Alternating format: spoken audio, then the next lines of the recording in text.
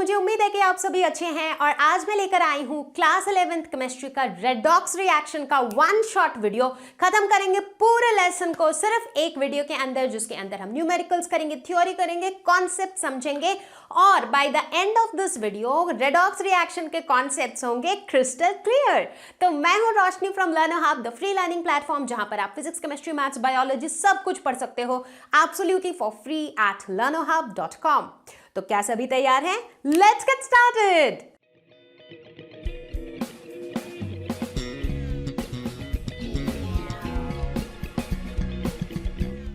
Redox reaction, redox, हालांकि इसका red aux से तो कोई लिंक नहीं है, बट इस नाम के पीछे काफी सारी बातें छुपी हैं। रेडॉक्स कहां से आया ये नाम? रेड ऑक्स, रेड रिडक्शन से आया, ऑक्स ऑक्सीडेशन से आया।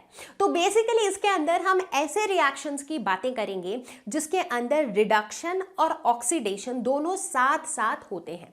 अब आप पूछोगे कि मैम रिडक्शन क्या होता है, ऑक्सीडेशन क्या होता है? अरे यार, वही समझने के लिए तो है ये वीडियो, तो इसी के बारे में हम धीरे धीरे बातें सारी करेंगे, ठीक है। तो होता कुछ यूं है कि जहां पर भी ऑक्सीडेशन होता है वहां पर रिडक्शन भी होता है। कैसे? जैसे मान लो कि मैंने आपको अपने पर्स में से निकाल करके 100 रुपए दिए, ठीक है। अब जहां मैंने आपको 100 रुपए दिए तो मेरे पर्स में से 100 रुपए चले गए और आपके पर्स में 100 रुपए आ गए, करेक्ट। तो कभी भी अगर मैं आपको पैसे दे रही हूं तो मेरे पर्स से अगर पैसे जा रहे हैं तो किसी ना किसी के पर्स में वो पैसे घुस रहे हैं। और इसको ऐसे भी सोच सकते हैं कि किसी के भी पर्स में अगर पैसे घुस रहे हैं, इसका मतलब कहीं ना कहीं से वो पैसे निकल भी रहे हैं, राइट। तो जिस तरह से ये दोनों चीजें कनेक्टेड है, ठीक इसी तरीके से जब कभी भी एक रिएक्शन में ऑक्सीडेशन होता है, कहीं ना कहीं वहां रिडक्शन भी होता है और इस तरह के रिएक्शंस को हम कहते हैं रेडॉक्स रिएक्शन। अब इससे पहले कि हम ये जाने कि ऑक्सीडेशन क्या होता है, रिडक्शन क्या होता है, ये जानना बहुत जरूरी है कि हम रेडॉक्स रिएक्शन क्यों पढ़ते हैं। कितना जरूरी है रेडॉक्स रिएक्शन को पढ़ना? वेल, जरूरी तो है, क्योंकि जो जरूरी नहीं होता वो तो हम नहीं पढ़ते, राइट। तो हम देखते हैं कि हमारे आसपास की ऐसी बहुत सारी चीजें हैं जहां पर रिएक्शंस हो रहे होते हैं और उनमें से काफी सारे रिएक्शंस होते हैं रेडॉक्स रिएक्शन। तो जाहिर सी बात है, पढ़ना तो जरूरी है। जैसे कि मैं एक एग्जांपल देती हूँ एक ऐसे रिएक्शन का जो एक बहुत ही बेसिक सा प्रोसेस है, लेकिन जिसके बिना हम लाइफ के बारे में सोच ही नहीं सकते। And that process is photosynthesis. बचपन से, आई थिंक क्लास 4-5 से हम पढ़ते आ रहे हैं कि photosynthesis is the process by which green plants make their own food, right.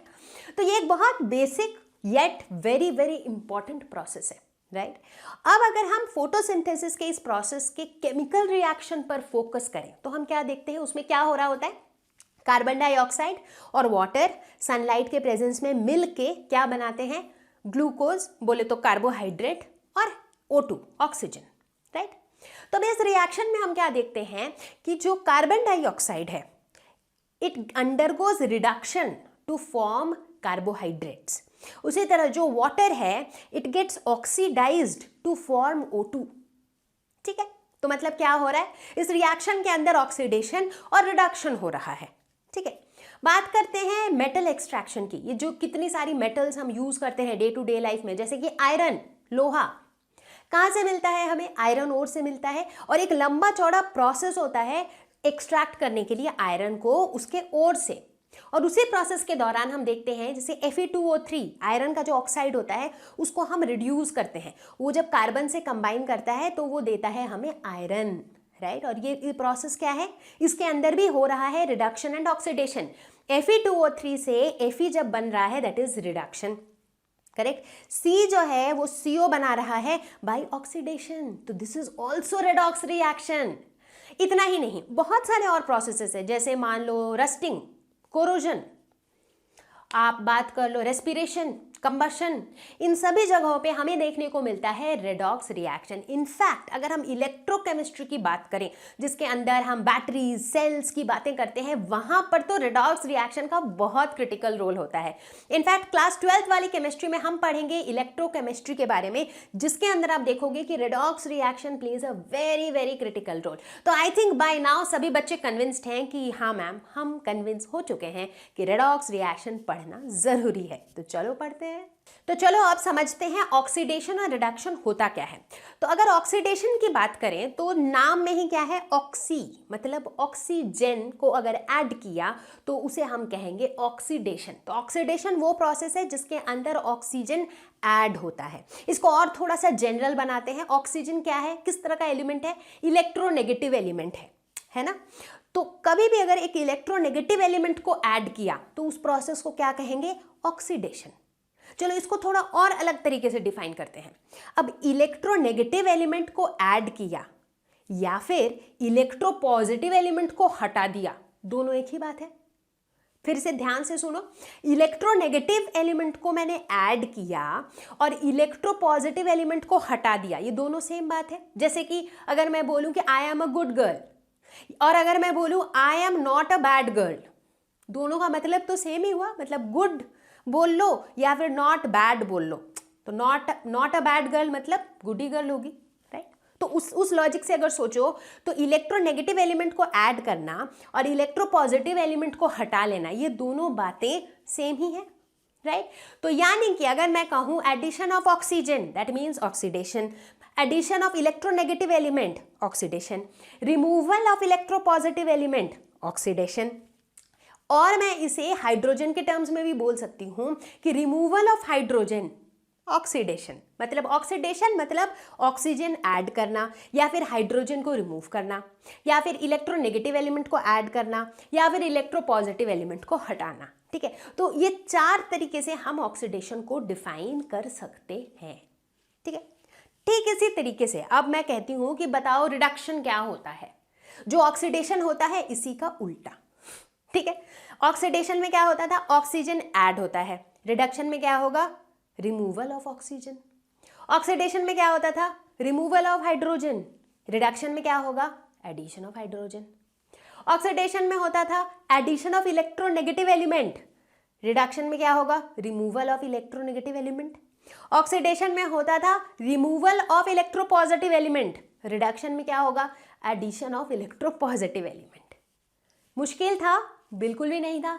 याद रखने में दिक्कत आएगी, बिल्कुल भी नहीं आएगी। याद रखने वाली कोई चीज ही नहीं है। इतना याद रखना है कि ऑक्सीडेशन और रिडक्शन जो है वो बिल्कुल उल्टे हैं, ठीक है। समझ में आ गया। अब क्या करेंगे, एग्जाम्पल लेंगे। पहला एग्जाम्पल लेते हैं। Let us suppose magnesium oxygen के साथ कंबाइन करके बनाता है मैग्नीशियम ऑक्साइड। तो यहां पर हो क्या रहा है, बताओ क्या हो रहा है। यहां पर क्या होते हुए साफ साफ दिख रहा है, साफ साफ दिख रहा है कि मैग्नीशियम के अंदर ऑक्सीजन ऐड हो रहा है, यानी कि मैग्नीशियम का ऑक्सीडेशन हो रहा है और इसे हम कहेंगे मैग्नीशियम इज ऑक्सीडाइज्ड, ठीक है। दूसरा example, hydrogen sulphide H2S plus O2 क्या बना रहा है, सल्फर प्लस H2O। यहां ध्यान से देखो, H2S के साथ क्या हो रहा है, पहले H2S था, बाद में वो सिर्फ S बन गया। मतलब क्या हुआ, यहां पर हाइड्रोजन हट जा रहा है, रिमूवल ऑफ हाइड्रोजन। क्या कहते हैं उसे हम, ऑक्सीडेशन। तो H2S is getting oxidised to form S, यानी कि सल्फर। दूसरी तरफ O2 के साथ क्या हो रहा है, O2 से बन जा रहा है H2O। तो यहां पर क्या हो रहा है, यहां पर H2 is getting added, hydrogen add हो रहा है and addition of hydrogen is reduction. तो ये था अपना क्लासिकल थ्योरी, मतलब पुरानी थ्योरी, जिसके अंदर हम ऑक्सीडेशन और रिडक्शन को इस तरीके से डिफाइन करते थे। तो चलो क्लासिकल थ्योरी के डेफिनेशन के हिसाब से कुछ और एग्जाम्पल्स देखते हैं। तो यहां पर ये रहा हमारा पहला रेडॉक्स रिएक्शन, जहां पर CH4 plus O2 gives CO2 plus 2H2O, ठीक है। तो हमें यह बताना है कि यहाँ पर ऑक्सीडेशन किसके साथ हो रहा है, कौन सा ऐसा सब्सटेंस है या कंपाउंड है जो ऑक्सीडाइज हो रहा है। तो देखो CH4 यहाँ पे था, इसके साथ क्या हुआ, ये बन गया है CO2। तो मतलब क्या ऐड हुआ है, इसमें ऑक्सीजन ऐड हुआ है, तो ये ऑक्सीडाइज हो रहा है। तो यानी कि CH4 इज गेटिंग ऑक्सीडाइज्ड, ठीक है। और ऑब्वियसली इसका मतलब O2 जो है दैट इज गेटिंग रिड्यूस्ड। तो यहां पर ना हम बात करते हैं कि कौन सी चीज ऑक्सीडाइज हो रही है, ठीक है। तो Mg plus F2 gives MgF2। अब हो क्या रहा है यहाँ पे, ऑक्सीजन तो है नहीं, यहाँ पे ऑक्सीजन हाइड्रोजन नहीं है, बट हम किस बेसिस पे बता सकते हैं, जो F2 है दैट इज इलेक्ट्रोनेगेटिव एलिमेंट। तो इलेक्ट्रोनेगेटिव एलिमेंट ऐड हो रहा है मैग्नीशियम में, यानी कि magnesium is getting oxidised. Oxidation मतलब एडिशन ऑफ इलेक्ट्रोनेगेटिव एलिमेंट। तीसरा देखते हैं, Na plus S gives Na2S। अब यहां पर भी जो सल्फर है दैट इज इलेक्ट्रोनेगेटिव, ये सोडियम के साथ ऐड हो रहा है, यानी कि सोडियम जो है ये क्या हो रहा है, ये ऑक्सीडेशन अंडरगो कर रहा है। S plus O2 gives SO2। साफ साफ दिख रहा है कि सल्फर में ऑक्सीजन ऐड हो रहा है, तो sulphur is undergoing oxidation. Mg plus Cl2 gives MgCl2। यहां पर भी वही हो रहा है, Cl क्लोरीन जो है इलेक्ट्रोनेगेटिव है, तो addition of electronegative to magnesium, so magnesium is getting oxidised.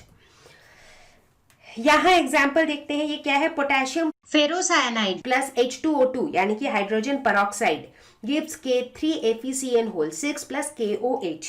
अब यहां पर थोड़ा सा ठंडे दिमाग से सोच के देखो कि हो क्या रहा है। तो अगर हम इस कंपाउंड पे ध्यान दें, पोटेशियम फेरोसाइनाइड पे, तो हम क्या देख रहे हैं, इसमें से क्या हट रहा है, ये बन जा रहा है, करेक्ट। तो यानी कि जो पोटेशियम यहाँ पर K4 था वो यहाँ K3 हो रहा है, यानी कि इसमें से पोटेशियम हट रहा है। पोटेशियम कैसा एलिमेंट होता है, potassium is electropositive in nature. Removal of electropositive element को हम क्या कहते हैं, ऑक्सीडेशन, करेक्ट। तो यानी कि ये जो मेरा पोटेशियम फेरोसाइनाइड है दिस इज अंडरगोइंग ऑक्सीडेशन, तो this is oxidised. CH2 plus H2 gives CH3। Basically ethene से इथेन बन रहा है, राइट। तो यहां पर हो क्या रहा है, देखो एडिशन ऑफ हाइड्रोजन हो रहा है यहाँ पर, और एडिशन ऑफ हाइड्रोजन को हम क्या कहते हैं, एडिशन ऑफ हाइड्रोजन को हम कहते हैं रिडक्शन। तो यहाँ पर क्या हो रहा है, अभी तक हमने जितने भी एग्जाम्पल डिस्कस किए यहाँ से लेके यहाँ तक जो भी हमने सर्कल किया they are undergoing oxidation, but यहाँ पर क्या हो रहा है, यहाँ पर ethene is undergoing reduction, right. तो बेसिकली ये जो है ये रिडक्शन अंडरगो करके ये बना रहा है, ठीक है। एक और देखते हैं, HgCl2 mercuric chloride plus SnCl2 gives Hg2Cl2 plus SnCl4, ठीक है। अब देखो यहाँ पे क्या हो रहा है, यहाँ पर हम देख रहे हैं कि HgCl2 था पहले, और ये अब क्या बन गया है, ये बन गया है Hg2Cl2, ठीक है। यानी कि यहाँ पे क्या हो रहा है, मरकरी एक ऐड हुआ है, राइट, एक इलेक्ट्रोपॉजिटिव एलिमेंट ऐड हुआ है। इसका मतलब है कि क्या हुआ है यहाँ पर, रिडक्शन, ठीक है। तो क्लासिकल आइडिया के ऊपर बेस करके हम इस तरीके से बता सकते हैं कि ऑक्सीडेशन हो रहा है या रिडक्शन। तो देखो बच्चों, अभी तक हमने जितने भी एग्जाम्पल्स डिस्कस किए वहां पर हमने क्या देखा, जब भी ऑक्सीडेशन हो रहा था तो वहां पे या तो ऑक्सीजन ऐड हो रहा था, या फिर कोई इलेक्ट्रोनेगेटिव एलिमेंट ऐड हो रहा था, या हाइड्रोजन रिमूव हो रहा था, ये सब कुछ तो हो रहा था। बट इनके अलावा एक और बहुत इंपॉर्टेंट चीज हो रही थी, और पता है वो क्या था, वो था लॉस ऑफ इलेक्ट्रॉन। जब भी ऑक्सीडेशन हो रहा था तो वहां पर इलेक्ट्रॉन का लॉस हो रहा था, वहां पर इलेक्ट्रॉन डेंसिटी डिक्रीज हो रही थी। अब आप बोलोगे मैम हमने तो नहीं देखा ऐसा कुछ होते हुए। नहीं देखा तो अभी देखो, चलो let's look at these examples. तो अगर इलेक्ट्रॉन ट्रांसफर की हम बात करते हैं इस पर्टिकुलर रिएक्शन में, 2Na plus Cl2 gives 2NaCl, तो थोड़ा डिटेल में देखते हैं कि हो क्या रहा है। तो अगर हम सोडियम की बात करें तो सोडियम पहले Na फॉर्म में था यहाँ पर, जैसा कि हम देख रहे हैं, और अब ये किस फॉर्म में है, NaCl फॉर्म में है। NaCl में Na किस फॉर्म में है, Na प्लस के फॉर्म में है। तो यानी कि Na से Na प्लस कब बनेगा, जब ये एक इलेक्ट्रॉन लूज कर देगा, लॉस ऑफ इलेक्ट्रॉन से ही तो बनेगा Na प्लस, करेक्ट। और लॉस ऑफ इलेक्ट्रॉन को हम कहते क्या है, इसको हम कहते हैं ऑक्सीडेशन। तो ये तो हो गई सोडियम की कहानी। क्लोरीन के साथ क्या हो रहा है, अगर हम ध्यान से देखें तो पहले क्लोरीन Cl2 फॉर्म में था, ठीक है। बाद में क्लोरीन ने क्या किया है, गेन ऑफ इलेक्ट्रॉन, सोडियम ने जो इलेक्ट्रॉन को लूज किया था उस इलेक्ट्रॉन को क्लोरीन ने ले लिया है, और ऐसे ही ये बन रहा है Cl-, ठीक है। तो यहां पर गेन ऑफ इलेक्ट्रॉन हो रहा है, गेन ऑफ इलेक्ट्रॉन मतलब ये क्या हो रहा है, रिडक्शन, ठीक है। अगर और एग्जाम्पल्स हम देखते हैं, जैसे कि Na plus O2 forms Na2O। अगर और एग्जाम्पल देखें, Na plus S gives Na2S, ठीक है। तो इन सारे केस में हम क्या देखते हैं कि जो सोडियम है दैट इज गेटिंग ऑक्सीडाइज्ड, क्योंकि सोडियम में कोई इलेक्ट्रोनेगेटिव एलिमेंट ऐड हो रहा है या फिर ऑक्सीजन ऐड हो रहा है, तो in any case sodium is getting oxidised. और यहाँ पर रिड्यूस क्या हो रहा है, तो मतलब ये जो तीनों हमारे एग्जाम्पल हैं इसमें सोडियम इज ऑक्सीडाइज्ड और रिड्यूस क्या हो रहा है, जैसे पहले एग्जाम्पल में Cl2 रिड्यूस हो रहा है, दूसरे में O2 और तीसरे में sulphur, these are getting reduced. तो बच्चा पार्टी यानी कि हम ऑक्सीडेशन और रिडक्शन को इलेक्ट्रॉन ट्रांसफर के टर्म्स में भी डिफाइन कर सकते हैं, बिल्कुल कर सकते हैं। ऑक्सीडेशन यानी कि लॉस ऑफ इलेक्ट्रॉन्स, रिडक्शन यानी कि गेन ऑफ इलेक्ट्रॉन्स। कितना सिंपल हो गया यार, बहुत अच्छा। अब यहाँ पर हम दो और टर्म्स जानेंगे और वो है ऑक्सीडाइजिंग एजेंट और रिड्यूसिंग एजेंट। अब बहुत बार ना ये जो टर्म्स है ना ये बड़े कंफ्यूज करते हैं कि कौन सा वाला ऑक्सीडाइजिंग एजेंट है, कौन सा वाला रिड्यूसिंग एजेंट है, बट आज इस वीडियो के बाद कंफ्यूजन नहीं रहेगा, ठीक है। तो हम सुनेंगे एक स्टोरी, ठीक है, स्टोरी से समझेंगे इसे। लेट अस सपोज हमारे पास एक बंदा है, ठीक है, ये एक बंदा है जो बंदे के पास पैसे हैं और वो पैसे जो है वो देता है दूसरों को, तो ये हमारा गिवर है क्योंकि वो गिव करता रहता है, दूसरों को देता रहता है, ठीक है। तो ये बंदा जब भी देता है सामान ये खुद क्या हो जाता है, ऑक्सीडाइज हो जाता है, ठीक है। केमिस्ट्री के टर्म्स में भी समझते रहो, जो इलेक्ट्रॉन देता है वो क्या हो जाता है, वो ऑक्सीडाइज हो जाता है ना। दूसरी तरफ ये बंदा है, ये क्या है, ये टेकर है, ये बस लेते रहता है लेते रहता है, इसको देने का मन कभी नहीं रहता है, ठीक है। तो ये कौन हो गया, मेरा टेकर, टेक करता रहता है सबसे, ठीक है। तो जब ये पैसे लेते रहता है, सामान लेते रहता है, तो ये क्या हो जाता है, रिड्यूस्ड हो जाता है। ऑब्वियसली जब ये खुद काम नहीं करेगा और दूसरों से बस लेके दूसरों के पैसे पे जीता रहेगा तो obviously he will feel reduced. तो he gets reduced by taking things, by taking money, by taking electrons, ठीक है। तो ये दो चीज सबको समझ में आ गई। अब मैं पूछती हूँ कि यार ये जो बंदा है ना, जो मेरा गिवर था, ये गिव करके ऑक्सीडाइज हो जाता है, तो इसको ऑक्सीडाइज कराने के पीछे जिम्मेदार कौन है। तो अगर सोचा जाए तो इसे ऑक्सीडाइज कराने के पीछे जिम्मेदार ये बंदा है। क्यों, क्योंकि ये बंदा जो है बोलते रहता है कि हाँ यार तू दे, मैं तो हूं लेने के लिए, क्योंकि यहाँ पर ये लेने के लिए है इसीलिए ये दे रहा है, करेक्ट। सो दैट मीन्स ये जो बंदा है जो इलेक्ट्रॉन दे रहा है, इलेक्ट्रॉन दे के ये ऑक्सीडाइज हो रहा है, बट इसको ऑक्सीडाइज कराने के पीछे एक एजेंट है जिसे हम कहते हैं ऑक्सीडाइजिंग एजेंट, करेक्ट। ठीक उसी तरह से ये बंदा इससे सामान लेके रिड्यूस्ड हो जाता है, तो इसे रिड्यूस कराने के पीछे किसका हाथ है, जो इलेक्ट्रॉन दे रहा है, करेक्ट। तो ये जो इलेक्ट्रॉन दे रहा है ये खुद ऑक्सीडाइज हो रहा है, बट ये किसकी तरह काम कर रहा है, रिड्यूसिंग एजेंट की तरह, एग्जैक्टली। तो अगर ये स्टोरी समझ में आ गई तो आपके दिमाग में ये बात घुस जानी चाहिए कि किसी भी केमिकल रिएक्शन में, किसी भी रेडॉक्स रिएक्शन के अंदर जो सब्सटेंस खुद ऑक्सीडाइज होता है वो हमेशा रिड्यूसिंग एजेंट होता है, और जो सब्सटेंस खुद रिड्यूस होता है वो हमेशा ऑक्सीडाइजिंग एजेंट होता है, ठीक है। एक एग्जाम्पल लेते हैं, let us suppose Na plus Cl2 gives NaCl, ठीक है, ये हमारा एक रेडॉक्स रिएक्शन है। अब दोनों को देखेंगे, Na के साथ क्या हो रहा है, ये पहले Na था, अब ये बन गया Na प्लस, यानी कि Na जो है ये इलेक्ट्रॉन दे रहा है, ये मेरा गिवर है, इलेक्ट्रॉन दे रहा है, इसका मतलब ये क्या हो रहा है, ऑक्सीडाइज हो रहा है। चूंकि ये ऑक्सीडाइज हो रहा है तो ये किस तरह का एजेंट है, ये रिड्यूसिंग एजेंट है, राइट।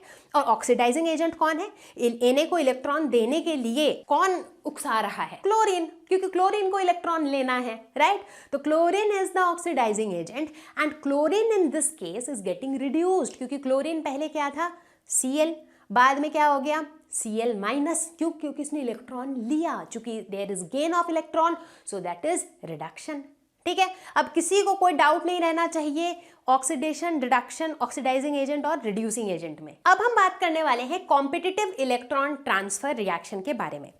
अब कंपटीशन तो भाई हर जगह है, चाहे स्कूल के एग्जाम में नंबर लाने की बात हो, या जेई में सीट मिलने की बात हो, या जॉब की बात हो, या फिर पैसे कमाने की बात हो। सो कंपटीशन इज एवरीवेयर, और यहाँ रेडॉक्स रिएक्शन में भी कंपटीशन है। किस चीज का, कि इलेक्ट्रॉन कौन देगा, मैं इलेक्ट्रॉन दूंगा, मैं इलेक्ट्रॉन दूंगा, कौन इलेक्ट्रॉन देगा, इस चीज की कंपटीशन है, ठीक है। अब ऑब्वियस सी बात है, इलेक्ट्रॉन कौन देगा, पैसे कौन देगा, जिसके पास पैसे ज्यादा होंगे वो पैसे देगा, राइट।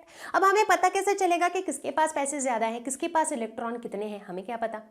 तो इसीलिए काम आता है यहाँ पर एक मेटल एक्टिविटी सीरीज, जिसे हम इलेक्ट्रोकेमिकल सीरीज भी कहते हैं। तो ये एक ऐसी लिस्ट होती है जो हमें बताती है कि किसके पास कितने पैसे हैं, राइट। जिसके पास ज़्यादा पैसे हैं वो ज़्यादा पैसे दे सकता है। अब देगा कि नहीं ये तो उसके मन पे है, but he is capable basically. तो ये भी एक इस तरह की मेटल्स की सीरीज होती है, ठीक है। तो चलो यहाँ पर एक छोटा सा एग्जाम्पल लेते हैं, ठीक है। लेट अस सपोज कि हमने एक कंटेनर के अंदर ले लिया कॉपर नाइट्रेट सॉल्यूशन और उसमें हमने डाल दिया एक जिंक रॉड। अब copper nitrate solution because of copper उसका कलर क्या होता है, ब्लू। हम क्या देखते हैं कि ये जिंक की रॉड इसमें डली रह जाती है, थोड़ी देर के बाद उसका जो ब्लू कलर है ना सॉल्यूशन का, थोड़ा लाइट हो जाता है, थोड़ा और लाइट हो जाता है, और ऐसे करते करते वो वाइट हो जाता है, तब ब्लू कलर गायब हो जाता है। ऐसा क्यों होता है? क्योंकि कंटिन्यूअसली इसके अंदर रेडॉक्स रिएक्शन चलते रहता है। कैसे? जिंक जो रॉड में है वो तो Zn के फॉर्म में है, लेकिन जो कॉपर इसके अंदर है वो अपने आयन के फॉर्म में है, दैट इज Cu2+। तो जब ये दोनों रिएक्ट करते हैं तो क्या हो रहा है, कंटिन्यूअसली जिंक जो है that is getting oxidised to form Zn2+। ये कंटिन्यूअसली Zn से Zn2+ बनता जा रहा है बाय गिविंग इलेक्ट्रॉन्स, तो ये ऑक्सीडाइज हो रहा है। और एट द सेम टाइम ये जो इलेक्ट्रॉन्स जिंक दे रहा है इसे कौन ले रहा है, कॉपर आयन। सो कॉपर Cu2+ जो है इन इलेक्ट्रॉन्स को लेके बनता जा रहा है Cu। तो कॉपर जो है ग्रेजुअली उस रॉड में जमा होता जा रहा है और जिंक जो है ग्रेजुअली वो सॉल्यूशन में आता जा रहा है, जिसकी वजह से हमें ये चेंज इन कलर दिख रहा है, ठीक है।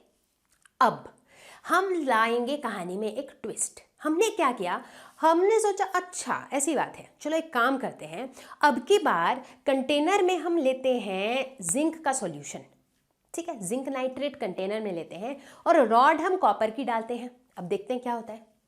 अब इस बार हम घंटों वेट करते रहे बट कोई चेंज नहीं हो रहा है, because there is no reaction happening. यानी कि जब कॉपर और Zn2+ रिएक्ट कर रहे हैं then there is no reaction happening, oxidation reduction नहीं हो रहा है।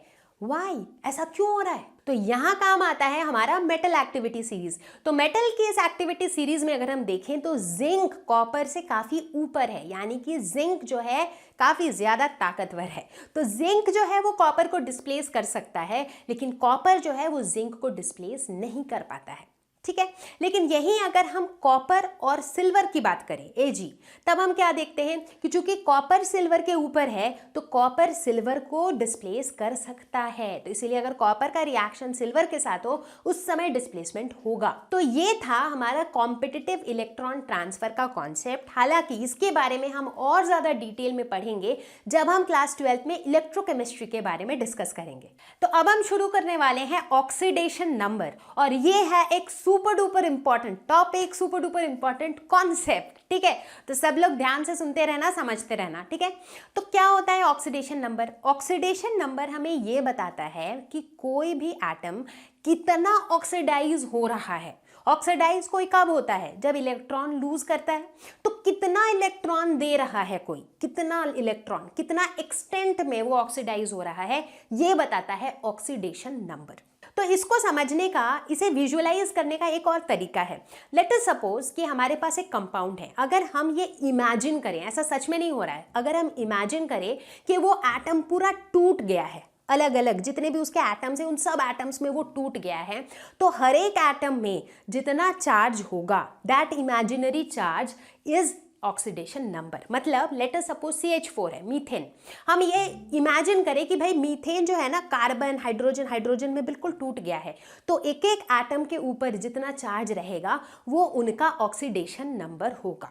अब यहाँ पर एक बहुत इंपॉर्टेंट बात ये है कि ये जो ऑक्सीडेशन नंबर का पूरा कॉन्सेप्ट है it is based on the concept of electronegativity.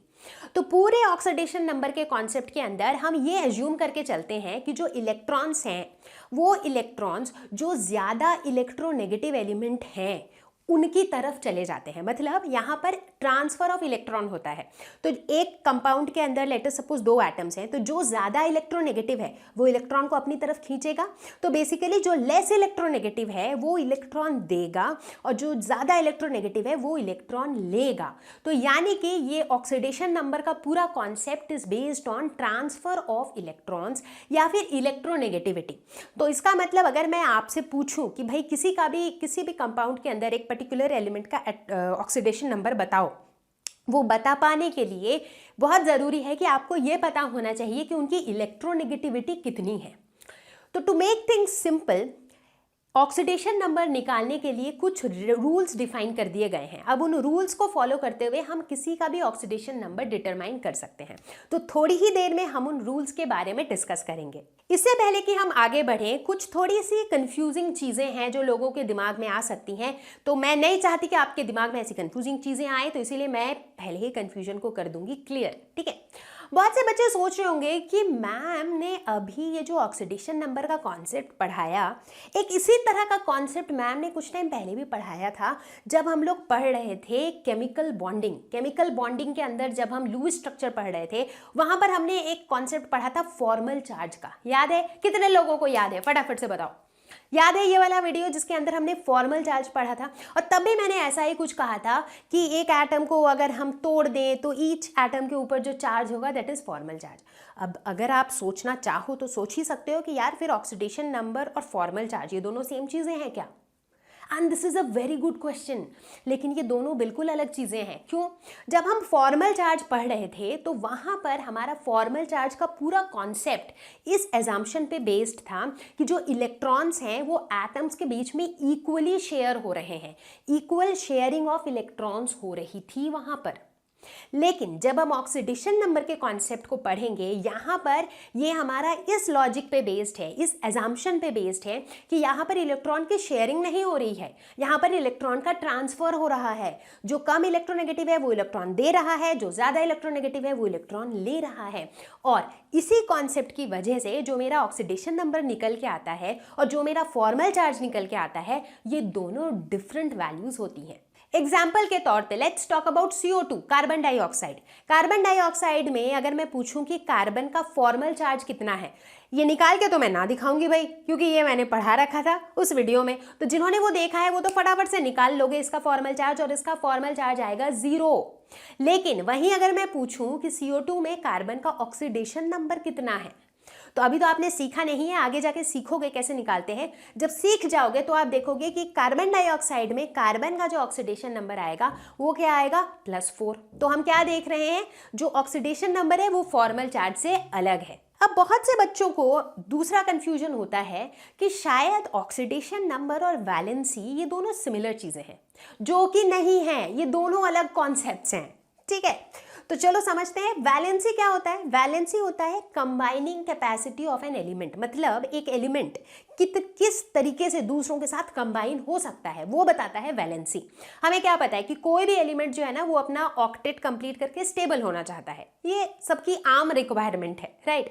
तो अब किसी के पास 2 इलेक्ट्रॉन कम होते हैं, किसी के पास 4 इलेक्ट्रॉन ज़्यादा होते हैं, तो कोई 2 इलेक्ट्रॉन ले रहा होता है, कोई 4 इलेक्ट्रॉन दे रहा होता है। तो सबकी अलग अलग सिचुएशन होती है और ये डिफाइन करती है उनकी वैलेंसी कि वो दूसरों के साथ कैसे कंबाइन करेंगे, ठीक है।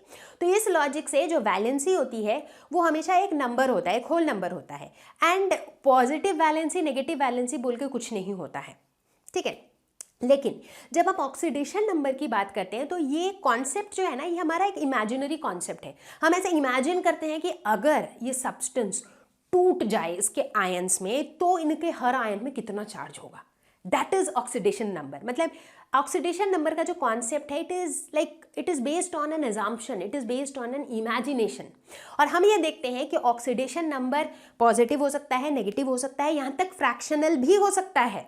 सुन के थोड़ा अजीब लग रहा होगा बट आगे जाके आप देखोगे, हम डिस्कस करेंगे अलग से कि कैसे केसेस में हमें फ्रैक्शनल ऑक्सीडेशन नंबर भी मिलते हैं, ठीक है। तो ये दोनों में फर्क हो गया। आमतौर पर ऐसा देखा जाता है कि वैलेंसी जो है वो एक पर्टिकुलर एलिमेंट के लिए एक फिक्स्ड क्वांटिटी होती है। हालांकि ये बिल्कुल ट्रू स्टेटमेंट नहीं है but most of the time valency fix रहती है। लेकिन जैसे मान लो अगर मैं नाइट्रोजन की बात करूं तो आप बोलोगे इसकी वैलेंसी कितनी है नाइट्रोजन की, उसका इलेक्ट्रॉनिक कॉन्फ़िगरेशन लिख के देखो, उसे हमेशा 3 इलेक्ट्रॉन की जरूरत रहती है, तो वैलेंसी उसकी 3 है, ठीक है। लेकिन हमें कुछ ऐसे कंपाउंड्स में मिल जाएंगे जहां पर नाइट्रोजन की वैलेंसी 4 या 5 है, बट मोस्टली अधिकतर टाइम हम देखते हैं वैलेंसी जो है वो एक फिक्स्ड क्वांटिटी होती है। लेकिन जब हम ऑक्सीडेशन नंबर की बात करते हैं तो ये जो है कंपाउंड टू कंपाउंड चेंज होती रहती है। कोई भी एक एलिमेंट है, लेट्स से ऑक्सीजन, ये ऑक्सीजन जब परऑक्साइड में है तो उसका कुछ ऑक्सीडेशन स्टेट है, जब सुपर ऑक्साइड में है तो कुछ और ऑक्सीडेशन स्टेट है, जब वो नॉर्मल ऑक्साइड फॉर्म में है तब कुछ और ऑक्सीडेशन स्टेट है, राइट। तो ऑक्सीडेशन नंबर जो है ना ये चेंज होते रहता है from one compound to another. तो बेसिकली ये जो वैलेंसी वाला कॉन्सेप्ट है ना, ये एक पुराना कॉन्सेप्ट है, ये बहुत पहले का आया हुआ कॉन्सेप्ट है। तो इसीलिए उस समय मतलब चीज़ें काफ़ी सिंपल थी, पर जैसे जैसे केमिस्ट्स और स्टडी करते गए तो उन्होंने देखा कि नहीं यार, और भी कॉम्प्लिकेटेड सिचुएशंस हैं। तो धीरे धीरे करते करते और भी अलग अलग थ्योरीज आती रहीं, और इसी तरीके से एक और थ्योरी आई हमारी, ये ऑक्सीडेशन नंबर वाली। तो कुल मिलाकर अभी तक हमें ये समझ में आया कि ऑक्सीडेशन नंबर बताता है किसी भी एलिमेंट का ऑक्सीडेशन स्टेट, कि वो किस एक्सटेंट तक ऑक्सीडाइज हो रहा है। और ऑक्सीडेशन नंबर हम कैसे डिटरमाइन करते हैं, बेस्ड ऑन सर्टेन रूल्स। और ये रूल्स इस एजम्पशन पर सेट किए गए हैं कि यहाँ पर प्योरली इलेक्ट्रॉन ट्रांसफर हो रहा है बेस्ड ऑन इलेक्ट्रोनेगेटिविटी। ठीक है, तो अब किसकी बारी है बताओ, रूल्स समझने की बारी है। तो मैं आपको कुल मिलाकर टोटल 6 रूल्स बताऊंगी, और अगर ये 6 रूल्स आपको ढंग से याद रहेंगे तो किसी भी कंपाउंड के अंदर किसी भी एलिमेंट का आप ऑक्सीडेशन नंबर यूं निकालोगे। तो रूल नंबर 1 ये कहता है कि फ्री स्टेट या फिर अनकंबाइंड स्टेट में किसी भी एटम का जो ऑक्सीडेशन नंबर होता है वो होता है 0। जैसे कि O2, magnesium, aluminium, sodium, Cl2, इन सभी केसेस में क्या है, ये सभी अपने अपने फ्री स्टेट में है, अनकंबाइंड स्टेट में है, तो इनका ऑक्सीडेशन नंबर हो जाएगा 0। रूल नंबर 2, अगर हम आयंस की बात कर रहे हैं जिसके अंदर एक ही एटम है, ठीक है, जैसे कि Mg2+, मैग्नीशियम 2+, तो ये एक आयन है मतलब उसके ऊपर एक नेट पॉजिटिव या नेगेटिव चार्ज होगा, and it is made of 1 atom. जैसे Mg2+ आयन सिर्फ एक मैग्नीशियम एटम से बना हुआ है, ठीक है। उसी तरह Na+ सिर्फ एक सोडियम एटम से बना हुआ है। तो अगर हम इस तरह के आयंस की बात कर रहे हैं जो एक एटम से बना हुआ है, तो उनका oxidation number will be equal to the charge on them. तो Na+ में का ऑक्सीडेशन नंबर हो जाएगा +1, Mg2+ का ऑक्सीडेशन नंबर हो जाएगा +2, Cl- का ऑक्सीडेशन नंबर हो जाएगा -1। तो देखो मैंने कहा था ना कि ऑक्सीडेशन नंबर जो है ये पॉजिटिव नेगेटिव दोनों होता है, आ गया ना negative oxidation number. Rule number 3, oxygen का जो ऑक्सीडेशन नंबर होता है ये मोस्ट ऑफ द केसेस में होता है -2। ठीक है, मैंने अभी क्या बोला, मोस्ट ऑफ द केसेस में, यानी कि कुछ ना कुछ एक्सेप्शंस जरूर है। हालांकि आप इस -2 को याद रखना क्योंकि अधिकतर जगह ये -2 होता है, लेकिन एक्सेप्शंस कुछ ऐसे कंपाउंड्स होते हैं जनरली जिसके अंदर ऑक्सीजन ऑक्सीजन बॉन्ड्स होते हैं, जैसे कि परऑक्साइड्स, सुपर ऑक्साइड्स। ठीक है, परऑक्साइड्स बोले तो हाइड्रोजन परऑक्साइड जैसे H2O2, यहाँ पर ऑक्सीजन का ऑक्सीडेशन नंबर होता है -1। सुपर ऑक्साइड्स बोले तो जहाँ पर भी O2- जो डाई ऑक्सीजन है ना उसका आयन जहां पर होता है वो सुपर ऑक्साइड होता है, जैसे KO2, RbO2, तो ये हो गए सुपर ऑक्साइड्स। इसके अलावा जब ऑक्सीजन फ्लोरीन के साथ कंबाइन करके कंपाउंड बनाता है जैसे OF2 या फिर O2F2, इनके केसेस में भी ऑक्सीजन का -2 नहीं होता है। क्यों? क्योंकि फ्लोरीन ज्यादा इलेक्ट्रोनेगेटिव है, इसीलिए माइनस में ऑक्सीडेशन नंबर किसको होता है, फ्लोरीन को। तो ऑक्सीजन का ऑक्सीडेशन नंबर पॉजिटिव होता है। तो जैसे O2F2 में ऑक्सीजन का ऑक्सीडेशन नंबर होता है +1, OF2 में होता है +2, राइट। तो ये था हमारा rule number 3। Rule number 4, hydrogen का ऑक्सीडेशन नंबर जो है ये मोस्ट ऑफ द कंपाउंड्स में होता है +1। ठीक है, मोस्ट ऑफ द कंपाउंड्स में, क्योंकि इनके भी एक्सेप्शन है यार, केमिस्ट्री में ना एक्सेप्शंस होते ही हैं। ठीक है, तो can't help it.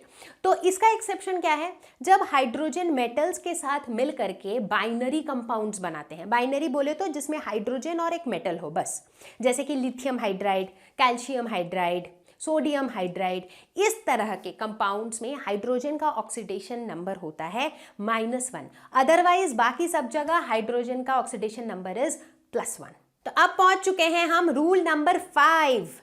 Rule number 5 बात करता है हैलोजेंस की। हैलोजन बोले तो चले जाओ पीरियोडिक टेबल के ग्रुप नंबर 17 में, जहां पर मिलता है फ्लोरीन, क्लोरीन, ब्रोमीन, आयोडीन वगैरह, ये हैं हैलोजेंस। हम देखते हैं कि फ्लोरीन का जो ऑक्सीडेशन नंबर है ये हमेशा -1 होता है, क्योंकि fluorine is the most electronegative element.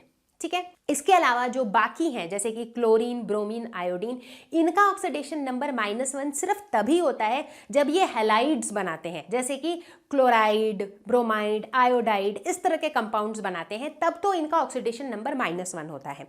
लेकिन जब यही लोग ऑक्सीजन के साथ कंपाउंड बनाते हैं तब क्या होता है, इनका ऑक्सीडेशन नंबर पॉजिटिव होता है। क्यों? क्योंकि ऑक्सीजन जो है वो ज़्यादा इलेक्ट्रोनेगेटिव होता है।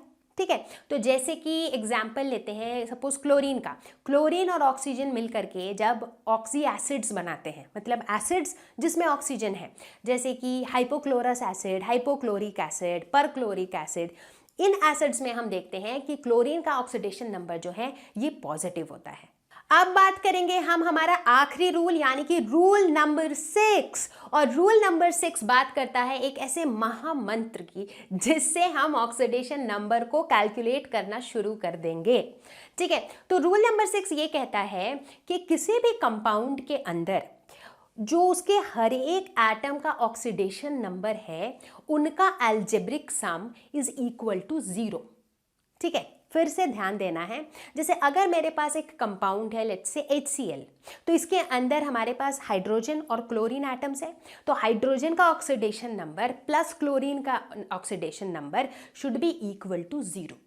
ठीक है, और अगर हम किसी आयन की बात कर रहे हैं, जैसे फॉर एग्जांपल हम कार्बोनेट आयन की बात कर रहे हैं CO3 2-, तो कार्बोनेट आयन के केस में कार्बन का जो ऑक्सीडेशन नंबर है प्लस ऑक्सीजन के जो ऑक्सीडेशन नंबर्स हैं, इनका algebraic sum should be equal to -2, यानी कि इसके ऊपर जो नेट चार्ज है sum should be equal to that. ठीक है, तो ये जो रूल है ना, दिस इज लाइक योर महामंत्रा, इसे बिल्कुल समझ लेना है, याद रखना है, क्योंकि इसी को यूज करके हम ऑक्सीडेशन नंबर्स फाइंड करने वाले हैं। तो कुल मिलाकर के अभी तक हमने ऑक्सीडेशन नंबर की जितनी भी बातें की उससे हमें काफी सारे इंफॉर्मेशन मिले, काफी सारे हमारे ऑब्जर्वेशंस रहे। जैसे एक तो ये, अगर हम पीरियोडिक टेबल को देखें तो इसके अंदर जितने मेटल्स होते हैं, यानी कि जितने भी लेफ्ट हैंड साइड में लाई करने वाले एलिमेंट्स होते हैं, इनका ऑक्सीडेशन नंबर जो है वो पॉजिटिव होता है। क्यों? क्योंकि मेटल्स जो है वो हमेशा इलेक्ट्रॉन देना चाहते हैं because of their electronic configuration. ये सारी बेसिक बातें तो आप सबको अब तक पता ही है, राइट? तो इसीलिए उनका पॉजिटिव ऑक्सीडेशन नंबर होता है। लेकिन जहां हम नॉन मेटल्स की बात करते हैं तो उनमें पॉजिटिव और नेगेटिव दोनों तरह के ऑक्सीडेशन नंबर देखे जाते हैं। दूसरी बात, एक बहुत इंटरेस्टिंग पैटर्न हमने नोट किया कि पीरियोडिक टेबल के अंदर ये जो जितने भी एलिमेंट्स हैं, हम ग्रुप वाइज ये बता सकते हैं कि इनका ऑक्सीडेशन नंबर का पैटर्न क्या होगा। जैसे कि हम नोटिस करते हैं कि जो ग्रुप 1 वाले एलिमेंट्स हैं, जो अल्कली मेटल्स हैं, जैसे कि लिथियम, सोडियम, पोटेशियम, इन सब का जो ऑक्सीडेशन नंबर होता है दैट इज +1। उसी तरह जब हम ग्रुप 2 की बात करें, यानी कि अल्कलाइन अर्थ मेटल्स की, जैसे कि कैल्शियम, मैग्नीशियम वगैरह, तो इनका ऑक्सीडेशन नंबर होता है +2। अगर हम बात करें ग्रुप 13 की, जिसके अंदर एल्यूमिनियम, गैलियम वगैरह आते हैं, तो उनका ऑक्सीडेशन नंबर होता है +3। तो बेसिकली हम एक इंटरेस्टिंग पैटर्न नोट करते हैं फॉर ग्रुप 1, 2, 13, 14, 15, 16, 17, 18, और हम क्या देखते हैं कि इनके अंदर जो है मैक्सिमम ऑक्सीडेशन स्टेट जो है, जो मैक्सिमम पॉसिबल ऑक्सीडेशन स्टेट है, what is that? That is basically 1, 2, group 1 और 2 के लिए, एंड 13 ऑनवर्ड्स जो है दैट इज ग्रुप नंबर -10। मतलब अगर मैं ग्रुप 14 की बात कर रही हूँ तो उसके अंदर जितने भी एलिमेंट्स हैं उनका मैक्सिमम जो ऑक्सीडेशन स्टेट पॉसिबल है दैट विल बी 14 - 10, यानी कि +4। ठीक है, अब आप पूछ सकते हो कि मैम ये बीच वाले जो ट्रांजिशन मेटल्स हैं उनके बारे में हमने कुछ बात क्यों नहीं करी? क्योंकि जो ट्रांजिशन मेटल्स हैं ये वेरिएबल ऑक्सीडेशन स्टेट शो करते हैं, इनके अंदर बहुत सारे पॉसिबल ऑक्सीडेशन स्टेट्स होते हैं, तो इसीलिए हमने उनके बारे में कुछ खास बात नहीं की। तो यहाँ तक हमने जो भी चीज़ें जानी ऑक्सीडेशन नंबर के बारे में, और ये जो 6 रूल्स हमने पढ़े, इनको यूज़ करके अब आप देखो कैसे, किस तरीके से हम मज़ेदार वे में आराम से बिल्कुल ऑक्सीडेशन नंबर्स फाइंड करने लगेंगे। तो चलो शुरू करें। तो चलो थोड़ी सी प्रैक्टिस हो जाए ऑक्सीडेशन स्टेट्स निकालने की।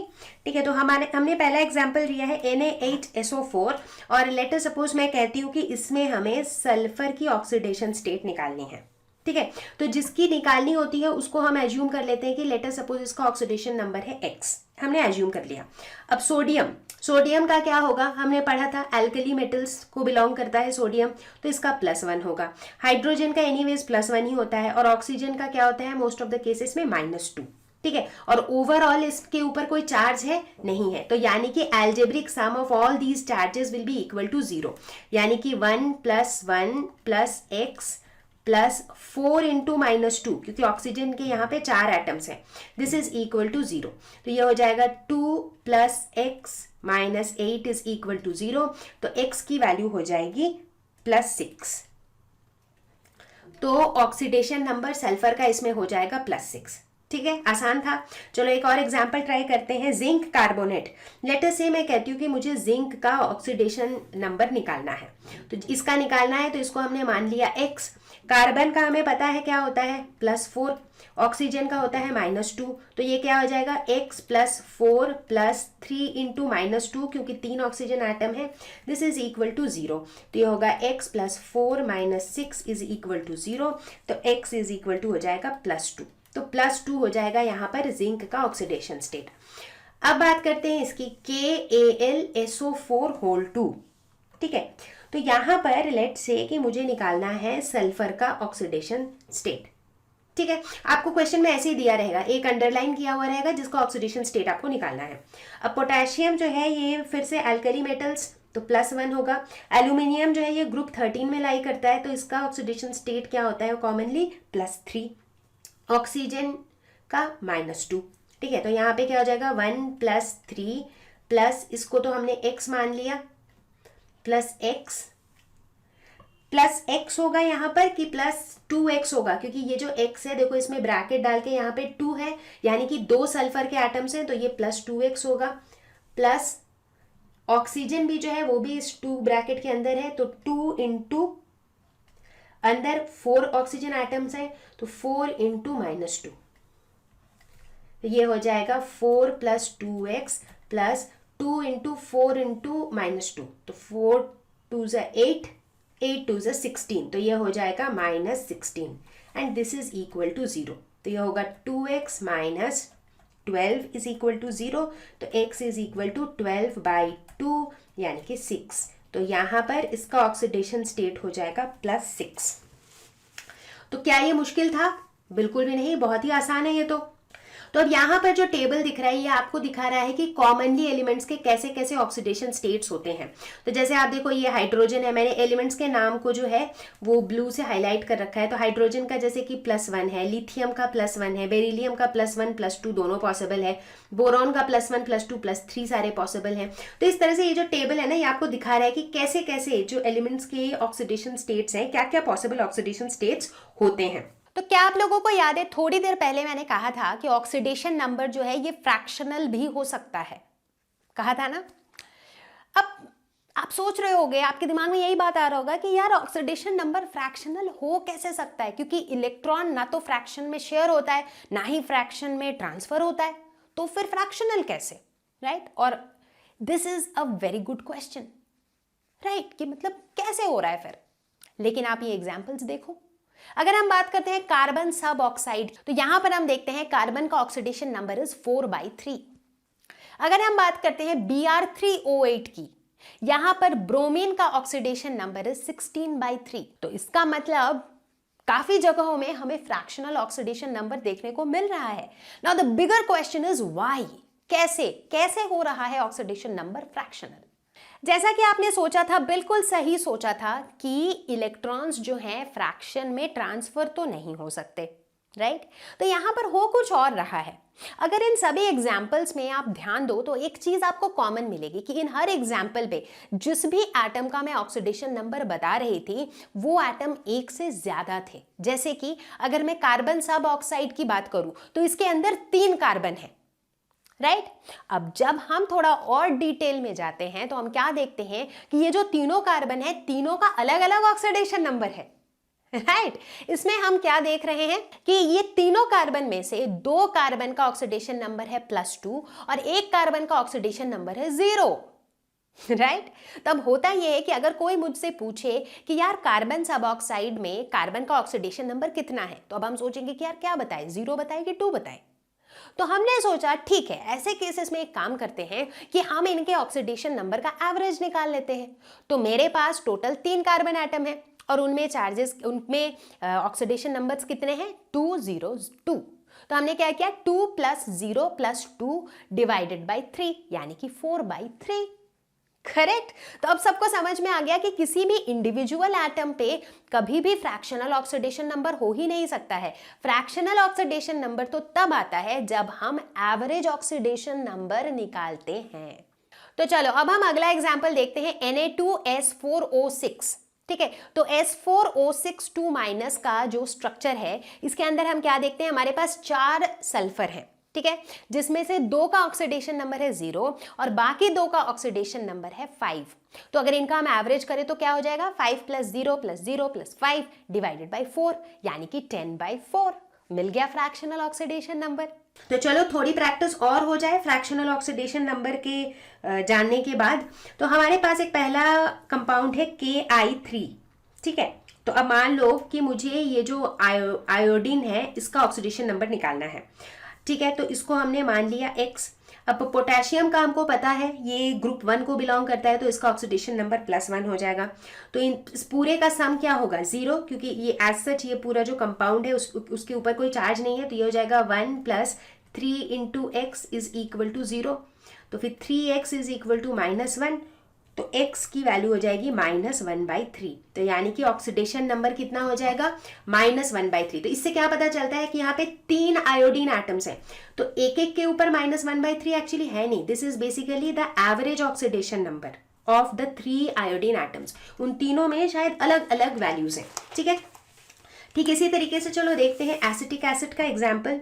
तो इसमें लेटर सपोज कि मुझे कार्बन का ऑक्सीडेशन नंबर निकालना है। ठीक है, तो ये मैंने एज्यूम कर लिया X। हाइड्रोजन का तो मुझे पता ही है कि +1 होता है और ऑक्सीजन का भी मुझे पता है कि -2 होता है। ठीक है, तो ये क्या हो जाएगा, X प्लस यहाँ पे 3 हाइड्रोजन है, सो 3 × 1 प्लस कार्बन है फिर से X, फिर 2 बार ऑक्सीजन है, सो 2 × -2 और फिर लास्ट में एक बार हाइड्रोजन है तो +1 and this is equal to 0, क्योंकि ओवरऑल इस पे चार्ज कुछ नहीं है। तो ये हो जाएगा X + 3 + x - 4 + 1 = 0। तो ये हो जाएगा 2x + 4 - 4 = 0। तो ये कैंसिल हो जाएगा, तो x = 0, यानी कि जो एवरेज ऑक्सीडेशन नंबर कार्बन पर है दैट इज 0। ठीक है, अब आप पूछोगे कि इसका मतलब इस पे 0 इस पे 0, बिल्कुल नहीं।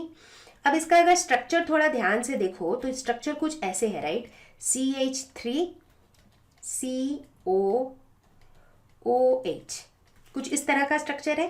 ठीक है, अब होता क्या है, अगर हम इसको थोड़ा सा और अच्छे से समझें तो देखो, जब इस कार्बन की हम बात करेंगे तो कार्बन ये 3 हाइड्रोजन से जुड़ा हुआ है, तो हाइड्रोजन के मुकाबले कार्बन जो है ज्यादा इलेक्ट्रोनेगेटिव है, तो यानी कि हाइड्रोजन के ऊपर माइनस चार्ज आएगा, क्योंकि हाइड्रोजन के कितने होंगे ऑक्सीडेशन स्टेट्स, +1 +1 +1 होंगे इनके, तो कार्बन में कितना आ जाएगा, -3। ठीक है, क्योंकि कार्बन और हाइड्रोजन में कार्बन जो है वो ज्यादा इलेक्ट्रोनेगेटिव है, तो इस पे नेगेटिव आएगा ऑक्सीडेशन नंबर। अब दूसरे वाले कार्बन की बात करते हैं, ये किससे कनेक्टेड है, दोनों तरफ ये ऑक्सीजन से कनेक्टेड है और ऑक्सीजन खुद ही ज्यादा इलेक्ट्रोनेगेटिव होता है, तो यानी कि ऑक्सीजन के ऊपर जो है -2 वाला चार्ज है, तो कार्बन के ऊपर प्लस चार्ज रहेगा, राइट। अब इधर डबल बॉन्ड है, इधर सिंगल बॉन्ड है, तो कार्बन के ऊपर +3। तो इसी वजह से यहाँ पर क्या हो रहा है कि एक कार्बन पे -3 है, दूसरे पे +3 है। जब इसको एवरेज आउट करेंगे तो एवरेज ऑक्सीडेशन नंबर हो जाएगा -3 + 3 डिवाइडेड बाई 2 यानी कि 0, और वही हमारे इस कैलकुलेशन से भी निकल के आ रहा है। तो अब किसी को भी फ्रैक्शनल ऑक्सीडेशन नंबर में कोई डाउट नहीं होना चाहिए। अब एक छोटी सी चीज डिस्कस करेंगे जिसे हम कहते हैं स्टॉक नोटेशन। अब ये होता क्या है, एक जर्मन केमिस्ट थे जिनका नाम था एल्फ्रेड स्टॉक। उन्होंने एक वे निकाला to represent the oxidation number of metals in a compound. मतलब एक कंपाउंड के अंदर एक पर्टिकुलर मेटल पे कितना ऑक्सीडेशन नंबर है उसको डिनोट करने का एक बस रिप्रेजेंटेशन निकाला। ठीक है, जैसे कि लेटर सपोज हम टीन के क्लोराइड की बात कर रहे हैं, stannous chloride SnCl2, stannic chloride SnCl4। तो इनको जब हम रिप्रेजेंट करेंगे with oxidation number stock notation में, तो हम कैसे लिखेंगे, Sn ब्रैकेट डालेंगे, फर्स्ट ब्रैकेट डाल के उसके अंदर हम रोमन न्यूमेरल में लिखेंगे 2, विच मीन्स कि टीन का जो ऑक्सीडेशन नंबर है इस कंपाउंड में दैट इज 2। उसी तरह स्टैनिक क्लोराइड में अगर आप देखो तो Sn ब्रैकेट में हमने डाल दिया रोमन न्यूमेरल 4, विच मीन्स कि SnCl4 में Sn का जो ऑक्सीडेशन नंबर है दैट इज +4।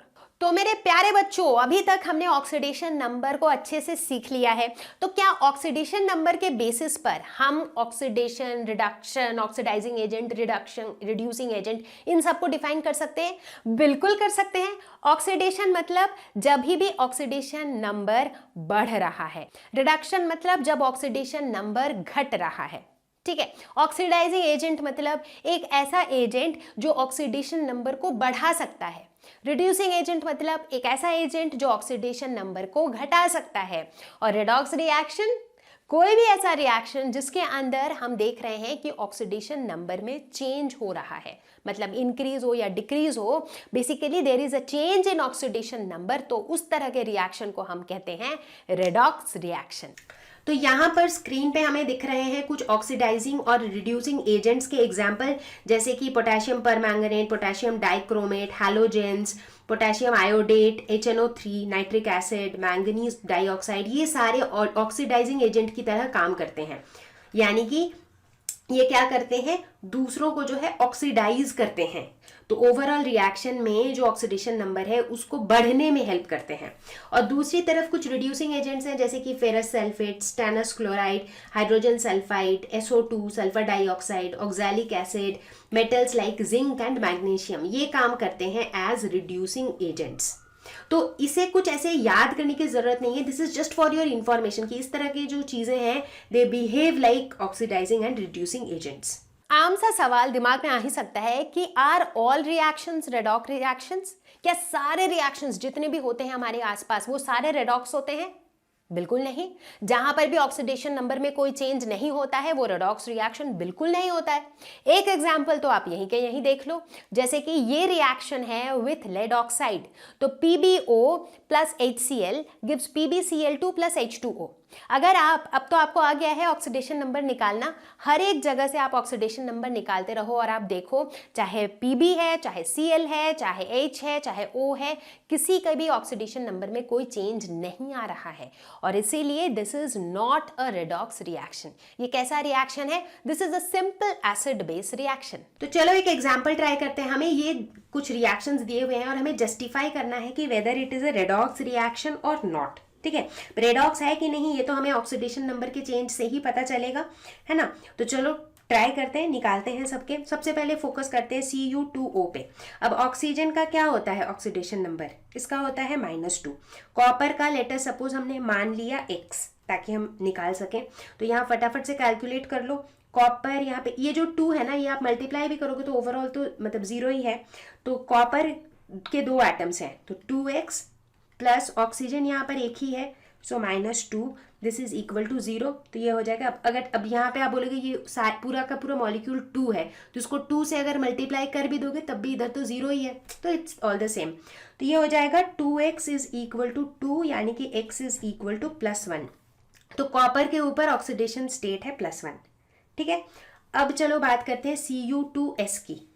ठीक है, यहाँ पर क्या है, लेट से कि यहाँ पर ये जो मेरा कॉपर है इसके ऊपर ऑक्सीडेशन स्टेट है +1। तो सल्फर का क्या होगा? कॉपर का है +1, सल्फर का लेटर सपोज हमने एज्यूम कर लिया x, तो इस केस में क्या हो जाएगा, 2 + x इज इक्वल टू 0, क्योंकि कॉपर के 2 एटम्स है, सो 2 × 1, तो x इज इक्वल टू क्या हो जाएगा, -2। तो यानी कि सल्फर के ऊपर है ऑक्सीडेशन नंबर -2। ठीक है, इधर कॉपर जो है ये तो अपने फ्री फॉर्म में है, तो इसीलिए इसका ऑक्सीडेशन नंबर हो जाएगा 0।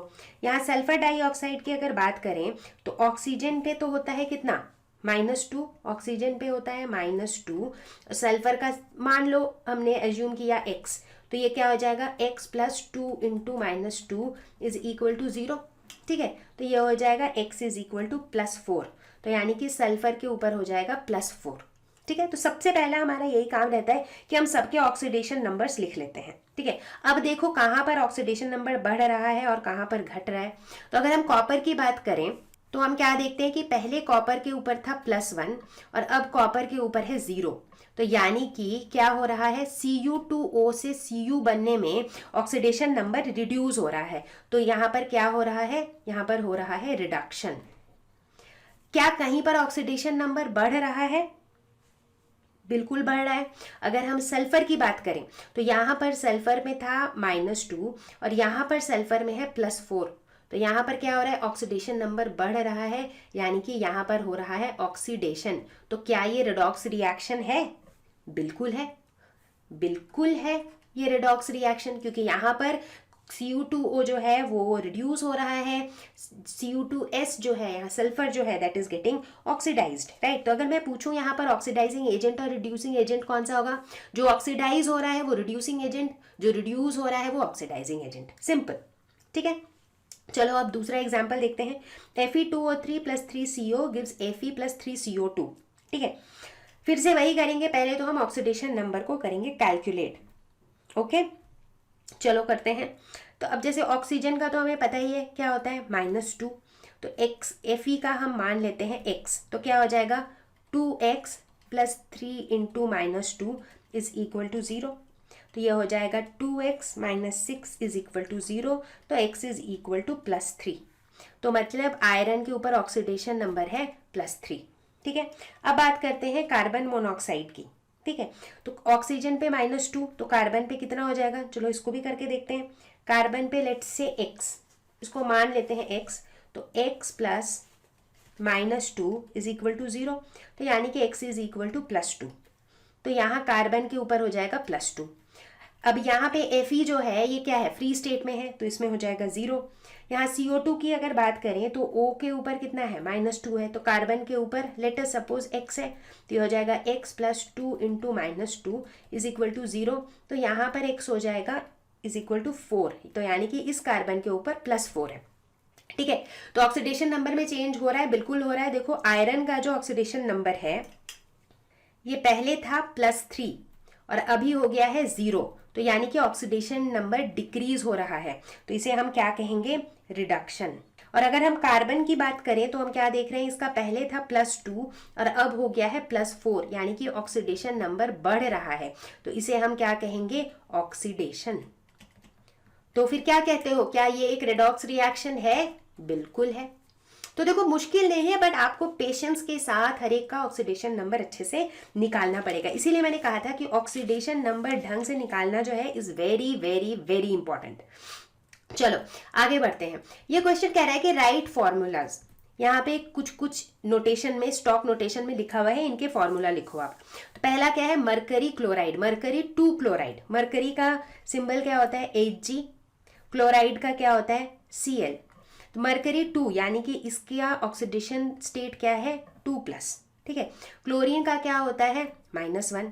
तो अब जब भी हम फॉर्मूला बनाएंगे ना तो ये यूं चला जाता है, +2 इसके सबस्क्रिप्ट में चला जाएगा, ये यहाँ चला जाएगा। बोलने का मतलब है कि चूंकि Hg2+ है ना, तो ये 2 क्लोरीन एटम्स के साथ कंबाइन हो सकता है। तो मेरा फॉर्मूला कैसा बन जाएगा, मेरा फॉर्मूला बन जाएगा HgCl2, ये फॉर्मूला बन जाएगा मेरा। इसी तरह से टीन 4 ऑक्साइड, टीन क्या होता है, Sn, स्टैंटेनम, ऑक्साइड तो O। अब टीन 4 है यानी कि ये 4+ है। ऑक्सीजन का क्या होगा, 2- होता है ऑक्सीडेशन स्टेट, ठीक है। तो यहाँ पर भी यूं कर दो, घुमा दो दोनों को, तो ये क्या हो जाएगा, Sn2O4, जिसे हम क्या लिख सकते हैं, SnO2। तो ये हो गया फॉर्मूला। अब बात करते हैं क्रोमियम 3 ऑक्साइड, क्रोमियम को हम क्या लिखते हैं, Cr, इसका 3+ है, दिया हुआ है +3, ठीक है। और ऑक्साइड, ऑक्साइड का कितना होता है, 2-, तो ये क्या हो जाएगा, Cr2O3, ये हो जाएगा फॉर्मूला। चलो अब देखें example 3, identify the substance oxidised, reduced, oxidising agent and reducing agent. तो इसमें से मुझे निकालना है कि भाई किसका ऑक्सीडेशन हो रहा है, किसका रिडक्शन, कौन ऑक्सीडाइजिंग एजेंट है, कौन रिडक्शन एजेंट है, रिड्यूसिंग एजेंट है। तो वही सेम अप्रोच फॉलो करेंगे यहाँ पर भी, लेकिन चलो तब भी कर लेते हैं, एक और बार प्रैक्टिस हो जाएगी, और जितने क्वेश्चन में प्रैक्टिस कराऊंगी आपका कॉन्सेप्ट उतना क्लियर होता जाएगा, ठीक है ना। शुरू करते हैं AgBr से, ठीक है। तो यहाँ पर क्या हो जाएगा, ऑक्सीडेशन स्टेट, देखो ब्रोमीन का जो ऑक्सीडेशन स्टेट है दैट इज -1। हमने पढ़ा था जब ये हैलाइड्स बनाते हैं तो हैलोजेंस का -1 रहता है।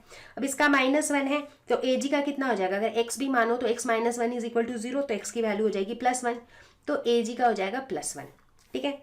अब इसमें आते हैं C6H6O2, तो इसके अंदर H का तो हमें पता है +1, O का भी हमें पता है -2, ठीक है। अब इसको कार्बन का हमने मान लिया x, तो क्या हो जाएगा 6x, क्योंकि 6 एटम्स हैं, plus 6 into 1 plus 2 into minus 2 is equal to 0। तो ये हो जाएगा 6x plus 6 minus 4 is equal to 0। तो x इज इक्वल टू -1/3। ठीक है, तो कार्बन का जो ऑक्सीडेशन स्टेट है वो हो जाएगा -1/3। ठीक है, अब इधर देखो सिल्वर फ्री स्टेट में है तो 0 हो जाएगा। इधर क्या है HBr। अब ब्रोमीन का हमें फिर से H का भी हमें पता है और ब्रोमीन का भी हमको पता है, तो ब्रोमीन का -1 और H का +1। यहाँ पर है C6H4O2। ठीक है, H का तो होता है +1, ऑक्सीजन का होता है -2। तो मान लो कार्बन का हमने x मान लिया यहाँ पे, तो क्या हो जाएगा 6x plus 4 into 1 plus 2 into -2 is equal to 0। तो ये हो जाएगा 6x plus 4 minus 4 is equal to 0। तो ये x हो जाएगा इज इक्वल टू 0, मतलब कि इस कार्बन के ऊपर ऑक्सीडेशन नंबर कितना है 0। ठीक है, अब देखो कि कहाँ पर ऑक्सीडेशन नंबर बढ़ रहा है और कहाँ पर ये घट रहा है। ठीक है, तो अगर हम सिल्वर की बात करें तो सिल्वर में पहले था +1 और सिल्वर में अभी है 0, इसका मतलब इसका ऑक्सीडेशन नंबर घट रहा है। तो यहाँ पर क्या हो रहा है, रिडक्शन। तो who is getting reduced? So the substance that is getting reduced is what? Is AgBr, silver bromide. ठीक है, चलो एक क्वेश्चन का तो आंसर कर दिया। अब कहाँ पर ऑक्सीडेशन नंबर बढ़ रहा है? कार्बन को देखो, कार्बन का पहले कितना था -1/3, अभी कितना है 0। तो इसका मतलब ये जो है ये क्या हो रहा है, ऑक्सीडेशन नंबर बढ़ रहा है। So this is getting oxidised. तो फिर which is the substance that is getting oxidised? ये हो जाएगा C6H6O2। ठीक है, तो मेरा ऑक्सीडाइजिंग एजेंट क्या होगा? जो सब्सटेंस रिड्यूस हो रहा है वो ऑक्सीडाइजिंग एजेंट है, इसका मतलब ऑक्सीडाइजिंग एजेंट क्या हो जाएगा, AgBr, क्योंकि ये रिड्यूस हो रहा है। रिड्यूसिंग एजेंट क्या हो जाएगा? जो सब्सटेंस ऑक्सीडाइज हो रहा है, और यहाँ ऑक्सीडाइज हो रहा है C6H6O2, तो ये हो जाएगा मेरा रिड्यूसिंग एजेंट। सिंपल था, राइट? कुछ खास इसमें होता नहीं है। एक बार अगर आपने सही से ऑक्सीडेशन नंबर निकाल लिया सबका, तो उसके बाद तो इट इज वेरी सिंपल। तो अब हम बात करने वाले हैं टाइप्स ऑफ रेडॉक्स रिएक्शन, ये कितने तरह के होते हैं। इसके अंदर हम बात करेंगे combination reaction, decomposition reaction, displacement reaction और डिस्प्रोपोर्शनेशन रिएक्शन। तो चलो शुरू करते हैं कॉम्बिनेशन रिएक्शन से। नाम से ही पता चल रहा है कि दो चीजें कंबाइन होकर एक नई चीज बना रहे हैं, राइट? जैसे कि A + B मिलके बना रहे हैं C।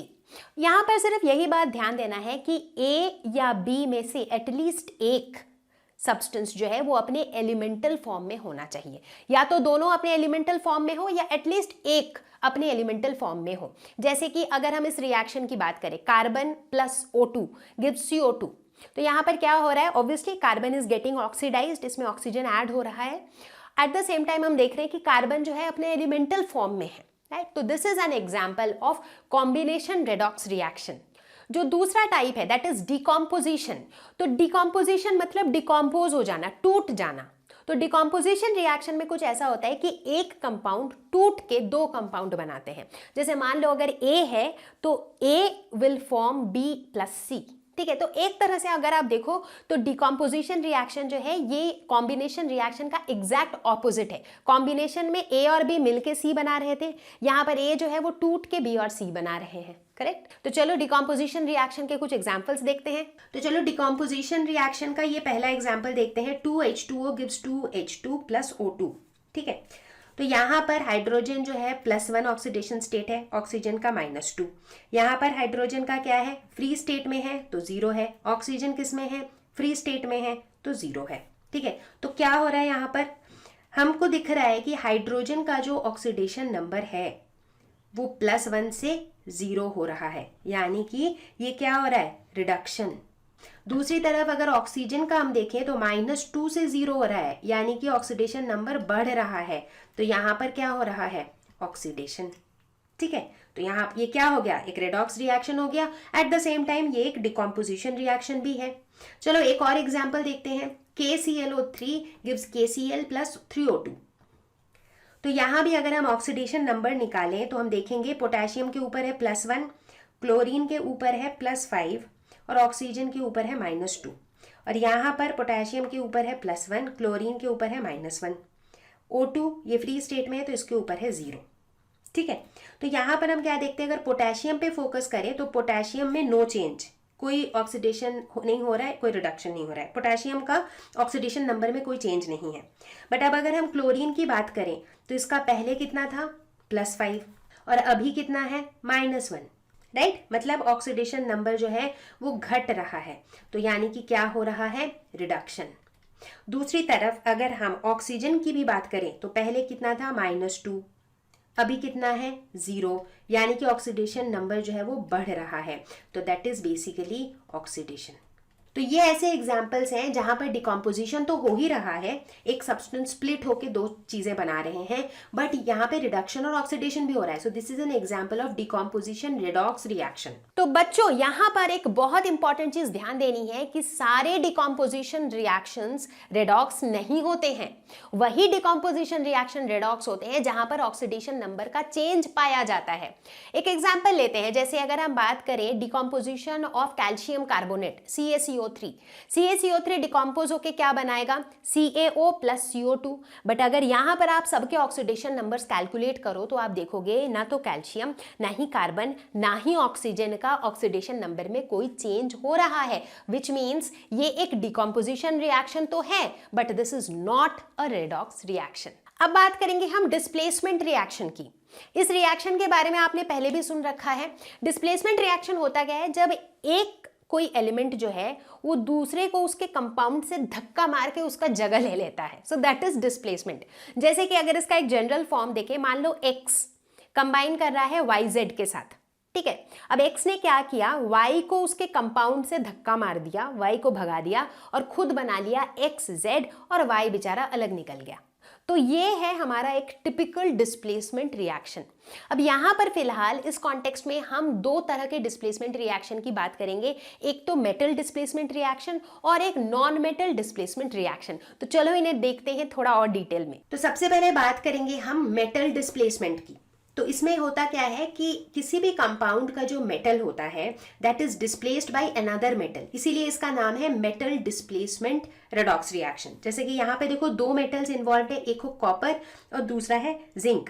तो अगर हम इनका ऑक्सीडेशन नंबर देखें, जिंक का इधर है 0 बट कॉपर का इधर कितना है। अब ऑक्सीडेशन नंबर मैं निकाल नहीं रही हूँ क्योंकि वो तो आप सीख ही गए हो। जैसे कॉपर का +2 है, सल्फर का यहाँ +6 है और ऑक्सीजन का -2 है।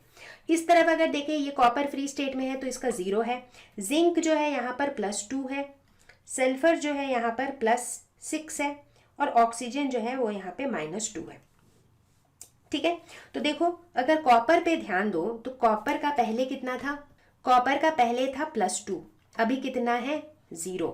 इसका मतलब क्या हो रहा है, यहाँ पे ऑक्सीडेशन नंबर डिक्रीज हो रहा है। तो यहाँ पे क्या हो रहा है, कॉपर इज गेटिंग रिड्यूस्ड, यहाँ रिडक्शन हो रहा है।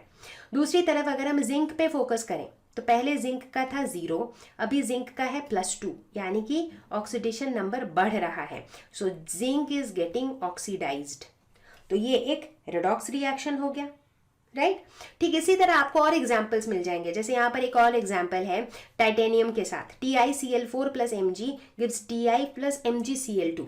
तो यहाँ पर Mg जो है वो Mg से Mg2+ में चेंज हो रहा है, उसी तरह Ti जो है वो Ti+ से Ti में चेंज हो रहा है, राइट। तो एक ऑक्सीडाइज हो रहा है, दूसरा रिड्यूस हो रहा है। ठीक उसी तरीके से ये भी एग्जाम्पल है, Cr2O3 + 2Al gives Al2O3 + 2Cr। देखो Al से ये Al3+ में चेंज हो रहा है और ये जो है ये Cr3+ से चेंज हो रहा है Cr में। तो ये सारे एग्जाम्पल्स हैं डिस्प्लेसमेंट रिएक्शंस के जो रेडॉक्स रिएक्शन है। अब बात करेंगे हम नॉन मेटल डिस्प्लेसमेंट में। तो नॉन मेटल डिस्प्लेसमेंट में हम बेसिकली बात करने वाले हैं हाइड्रोजन डिस्प्लेसमेंट का, और बहुत रेयरली होता है ऑक्सीजन डिस्प्लेसमेंट। ठीक है, तो फिलहाल तो हम हाइड्रोजन का केस देखते हैं। हम नोटिस करते हैं इसमें ना 3 कैटेगरीज हैं। हम नोटिस करते हैं कि जो एल्कली मेटल्स और एल्कलाइन अर्थ मेटल्स होते हैं, एल्कली मेटल्स जैसे सोडियम पोटेशियम, अर्थ मेटल्स जैसे कि calcium strontium barium, they are very good reductants. ये बहुत ही आसानी से रिड्यूस कर देते हैं, रिड्यूस हो भी जाते हैं, दे अंडरगो रिडक्शन। तो ये लोग क्या करते हैं, ये हाइड्रोजन को डिस्प्लेस कर देते हैं from cold water. Cold water जो है देखो बोल्ड में लिखा हुआ है, क्यों वो पता चलेगा अभी तुरंत। तो रिएक्शंस को देखते हैं।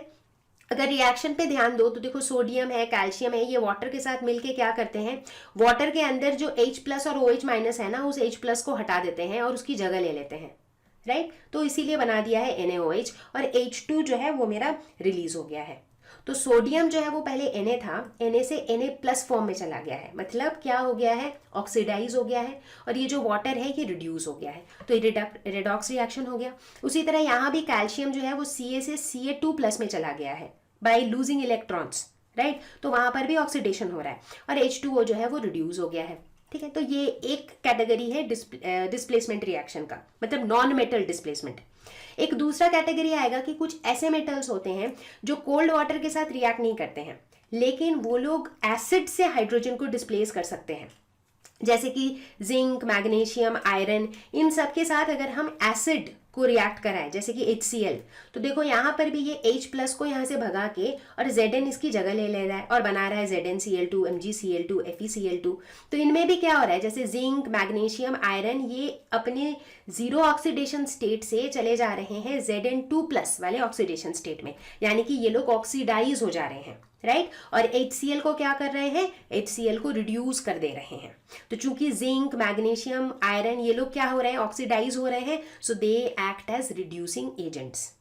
एक तीसरा कैटेगरी बहुत लेस रिएक्टिव मेटल्स का भी है, जो आसानी से जो है ना, मतलब they do not even react with hydrochloric acid, ये रिएक्ट ही नहीं करते, क्या वाटर क्या हाइड्रोक्लोरिक एसिड, जैसे कि gold and silver. In fact that's the reason इनको हम ज्वेलरी वगैरह भी जो बनाते हैं, यू वुड हैव सीन कि जैसे पानी वानी से ये इतना रिएक्ट करके कुछ और नहीं बना देते हैं, right. So they can be easily exposed to all such things.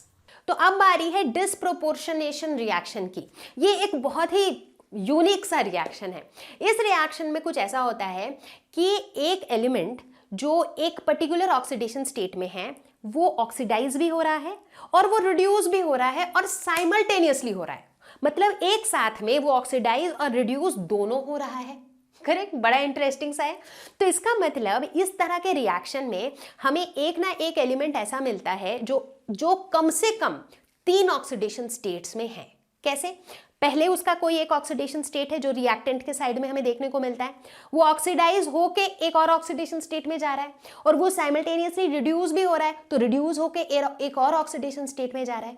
तो कम से कम मुझे इसके 3 डिफरेंट ऑक्सीडेशन स्टेट्स तो देखने को मिलते ही हैं, राइट। तो थोड़ा सा सुन के ना ये वैसा लग रहा है कि अच्छा ऐसा भी होता है क्या, लेकिन बिल्कुल होता है, तभी तो हम पढ़ रहे हैं इसे। तो चलो एग्जाम्पल देखते हैं। तो चलो पहला एग्जाम्पल देखते हैं डिस्प्रोपोर्शनेशन रिएक्शन का। 2H2O2 gives 2H2O plus O2, ठीक है। तो यहाँ पर देखो, अगर हाइड्रोजन की बात करें तो +1 ऑक्सीडेशन स्टेट, ऑक्सीजन की बात करें तो फटाक से आप लिख दोगे -2, बट नहीं, ऐसा नहीं होगा, क्योंकि ये क्या है, दिस इज परऑक्साइड। और मैंने ऑक्सीडेशन के जब ऑक्सीडेशन स्टेट की बात हो रही थी तो मैंने बताया था कि peroxide is an exception. Peroxide में जो ऑक्सीजन का ऑक्सीडेशन स्टेट होता है दैट इज -1। चाहो तो आप कैलकुलेट करके देख लो, हाइड्रोजन का +1 है तो 2 × +1 + 2 × x इज इक्वल टू 0, ऐसे करके कैलकुलेट करो तो ऑक्सीजन का -1 आएगा, ठीक है। अब इधर H2O है, यहाँ पर हाइड्रोजन का है +1 और यहाँ पर ऑक्सीजन का कितना आएगा, -2, क्योंकि ये तो ऑक्सीजन का नॉर्मल वाला केस है। और यहाँ पर O2 जो है that is in free state, uncombined state, तो यहाँ पर इसका ऑक्सीडेशन स्टेट होगा 0। तो देखो मैंने जो बताया था एग्जैक्टली वही हो रहा है यहाँ पर। अगर यहाँ फोकस करें तो यहाँ पर ऑक्सीजन का -1 से ये क्या हो जा रहा है, -2, मतलब जो ऑक्सीडेशन नंबर है वो डिक्रीज हो रहा है, तो यहाँ पर क्या हो रहा है, रिडक्शन। लेकिन अगर इसी ऑक्सीजन को फोकस करो तो -1 से यहाँ पर ये 0 हो रहा है, यानी कि ऑक्सीडेशन नंबर बढ़ रहा है, तो यहाँ पे क्या हो रहा है, ऑक्सीडेशन। तो ये एक ऐसा ब्यूटीफुल एग्जाम्पल है जहां पर यही ऑक्सीजन साइमल्टेनियसली एक साथ में रिड्यूस भी हो रहा है और ऑक्सीडाइज भी हो रहा है, करेक्ट। और अगर आप ध्यान दो तो यहाँ पर ऑक्सीजन के टोटल 3 डिफरेंट ऑक्सीडेशन स्टेट है, एक तो -1, एक -2 और एक 0।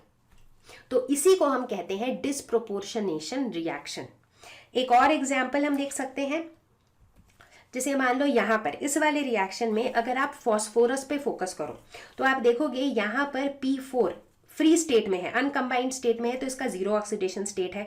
इधर अगर चले जाओ PH3 में तो यहाँ पर जो फॉस्फोरस का ऑक्सीडेशन स्टेट है दैट इज -3, ठीक है। कैसे, फॉस्फोरस को आप x मान लो, हाइड्रोजन का तो +1 होता है, तो x + 3 × 1 = 0, तो x = -3। उसी तरह यहाँ का जो फॉस्फोरस है इसका ऑक्सीडेशन स्टेट विल बी +1।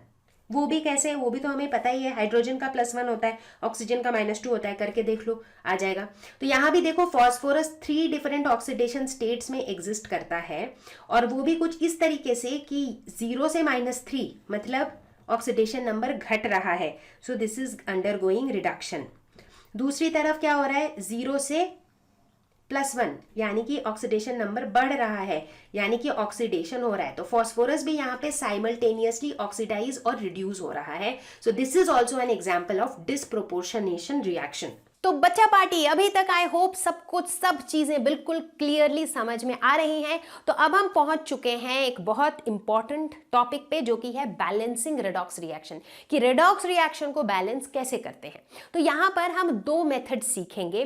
पहला मेथड है ऑक्सीडेशन नंबर मेथड और दूसरा मेथड है हाफ रिएक्शन मेथड। ठीक है, तो चलो शुरू करते हैं ऑक्सीडेशन नंबर मेथड। ठीक है, तो ऑक्सीडेशन नंबर मेथड जो है ये एक 4 स्टेप प्रोसेस है, जिससे हम किसी भी रेडॉक्स रिएक्शन को बैलेंस कर सकते हैं। ठीक है, पहला स्टेप होगा बैलेंस ऑक्सीडेशन नंबर। ठीक है, अब ऑक्सीडेशन नंबर को बैलेंस करने के लिए सबसे पहले हमें सबके ऑक्सीडेशन नंबर्स निकालने होंगे। ठीक है, फिर ये देखना होगा कि उनके ऑक्सीडेशन नंबर का डिफरेंस कितना है। जब भी मैं बैलेंस कह रही हूं, बैलेंस का मतलब है लेफ्ट हैंड साइड और राइट हैंड साइड, ये बैलेंस होना चाहिए। ठीक है, फिर हम देखेंगे कि कितना फर्क है ऑक्सीडेशन नंबर में, कितना चेंज हो रहा है, और फिर उस चेंज को हम लोग इक्वेट करेंगे। ठीक है, ये स्टेप 1 हो गया। स्टेप 2 में हम बैलेंस करेंगे चार्ज को। लेफ्ट हैंड साइड का जो टोटल चार्ज है वो राइट हैंड साइड के टोटल चार्ज के बराबर होना चाहिए। अब इसको बैलेंस करने के लिए हम H+ OH- को ऐड कर सकते हैं। ठीक है, बेस्ड ऑन कि मेरे क्वेश्चन में या मेरे सिचुएशन में क्या दिया हुआ है। अगर क्वेश्चन कह रहा है कि ये रिएक्शन एसिडिक मीडियम में हो रहा है तो हम H+ ऐड कर सकते हैं। अगर क्वेश्चन कहता है कि ये रिएक्शन जो है वो बेसिक मीडियम में हो रहा है तो वहां पर हम OH- को कर सकते हैं ऐड। ठीक है, तो जैसे जैसे हम एग्जाम्पल डिस्कस करेंगे तो चीजें आपको क्लियर होती जाएंगी। ठीक है, चलो ये स्टेप 2 हो गया। स्टेप 3 में हम क्या करेंगे, हम हाइड्रोजन को बैलेंस करेंगे। अब हाइड्रोजन को बैलेंस करेंगे दोनों तरफ, left hand side right hand side, और स्टेप 4 में हम ऑक्सीजन को बैलेंस करेंगे दोनों तरफ। ठीक है, अब हाइड्रोजन ऑक्सीजन को बैलेंस करने के दौरान आप H2O को ऐड कर सकते हो। आपको पूरी आज़ादी है कि आप H2O ऐड कर सकते हो, और ये 4 स्टेप अगर आपने कर लिए फिर आप देखोगे कि आपका जो रेडॉक्स रिएक्शन है वो बैलेंस हो चुका है। इनफैक्ट जब आप ऑक्सीजन वाले स्टेप पे पहुंचोगे ना तो आपको कुछ करना नहीं पड़ेगा। ऑक्सीजन का बेसिकली जो स्टेप है ना, दैट इज टू वेरीफाई। अगर आपको ऑक्सीजन खुद ब खुद बैलेंस हो चुका है, इसका मतलब है कि आपने बिल्कुल सही बैलेंस किया है आपके रेडॉक्स रिएक्शन को। तो चलो एग्जाम्पल लेके देखते हैं। तो चलो पहला एग्जाम्पल लेते हैं। Right net ionic equation for reaction of potassium dichromate K2Cr2O7। तो हम सिर्फ आयोनिक इक्वेशन पे फोकस करेंगे। तो मेरा आयोनिक इक्वेशन कैसा रहेगा, उसमें K2 लिखने की जरूरत नहीं है, Cr2O7 2- with sodium sulphide that is Na2SO3, जिसे हम लिख सकते हैं SO3 2-। और ये क्या देगा, in acid solution to give chromium 3 ion. Chromium 3 ion क्या हो जाएगा, मतलब क्रोमियम जिसके ऊपर +3 है, एंड द सल्फेट आयन हो जाएगा SO4 2-। ठीक है, ये सारे एक्वस हैं। ठीक है, तो मुझे इस रिएक्शन को करना है बैलेंस। तो मेरा स्टेप 1 क्या होता है, बैलेंस ऑक्सीडेशन नंबर। ठीक है, अब ऑक्सीडेशन नंबर को बैलेंस करने के लिए सबसे पहले मुझे क्या करना पड़ेगा, मुझे इनके ऑक्सीडेशन नंबर्स निकालने पड़ेंगे। तो चलो इन्हें निकालते हैं। तो लेट अस सपोज ऑक्सीजन का तो भाई हमें पता है कि इसका होता है -2। ये क्रोमियम का जो है हमने मान लिया x, तो ये क्या हो जाएगा 2x + 7 × -2 and this is equal to -2, क्योंकि नेट इस कंपाउंड के ऊपर -2 चार्ज है। ठीक है, तो x की वैल्यू आ जाएगी 6। ये तो आप कैलकुलेट कर ही लोगे। तो यानी कि क्रोमियम का यहाँ पर ऑक्सीडेशन नंबर कितना है, +6, और ऑक्सीजन का कितना है, -2। ठीक है, अब आगे बढ़ते हैं ये SO3 2- पे। ठीक है, सल्फाइट आयन। तो यहाँ पर क्या हो जाएगा सल्फर का, तो लेट अस सपोज सल्फर का हमने एज्यूम किया x। ऑक्सीजन का कितना होता है हमें पता ही है, -2 होता है। तो यहाँ पर क्या हो जाएगा, इसको कैलकुलेट करेंगे तो x plus 3 into -2 is equal to -2, क्योंकि ओवरऑल इस आयन के ऊपर -2 चार्ज है, तो ये x की वैल्यू आ जाएगी 4, तो यानी कि सल्फर के ऊपर है +4। ठीक है, इसमें थोड़ा टाइम लगता है निकालने में, बट आराम आराम से निकालो, बिल्कुल भी कुछ घबराने की बात नहीं है। यहाँ पर क्या है, Cr3+, ये एक आयन के फॉर्म में है, तो आयन के ऊपर जितना चार्ज है इसके ऊपर ऑक्सीडेशन नंबर भी उतना ही होगा, दैट इज +3। उसके बाद है SO4 2-, तो यहाँ पर ऑक्सीजन का तो हमें पता ही है -2 होता है। सल्फर का अगर हमने x मान लिया लेट्स से, तो ये हो जाएगा x plus 4 into -2 is equal to -2, तो x की वैल्यू यहाँ पर क्या हो जाएगी 6, तो यहाँ पर सल्फर का हो जाएगा +6 ऑक्सीडेशन स्टेट। तो मैंने देखो सबके ऑक्सीडेशन नंबर्स लिख लिए हैं। ठीक है, अब हम देखेंगे कि ऑक्सीडेशन नंबर का चेंज कैसे हो रहा है।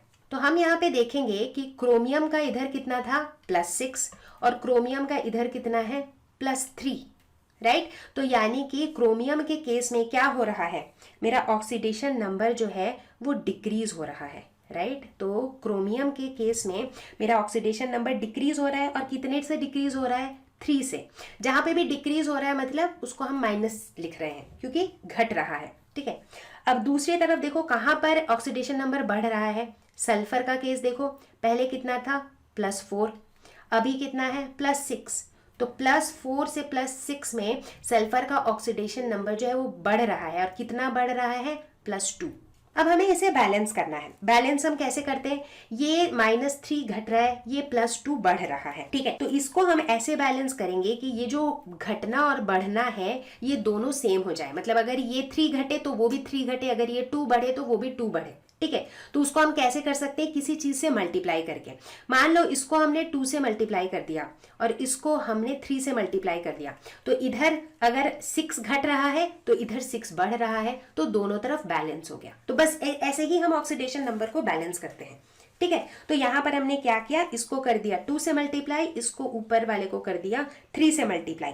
ऐसा मल्टीप्लाई कर देने से क्या हो जाएगा, तो बेसिकली ये जो दोनों टर्म है क्रोमियम वाले, इन दोनों में हम 2 से मल्टीप्लाई कर देंगे। तो इसको कर दिया 2 से मल्टीप्लाई, यहाँ पर एक 2 आ गया, बट ये जो है ऑलरेडी Cr2 है, तो यहाँ पर 2 से मल्टीप्लाई करने की जरूरत नहीं है। अब दोनों तरफ Cr के 2 एटम्स हो गए, तो ये हो गया।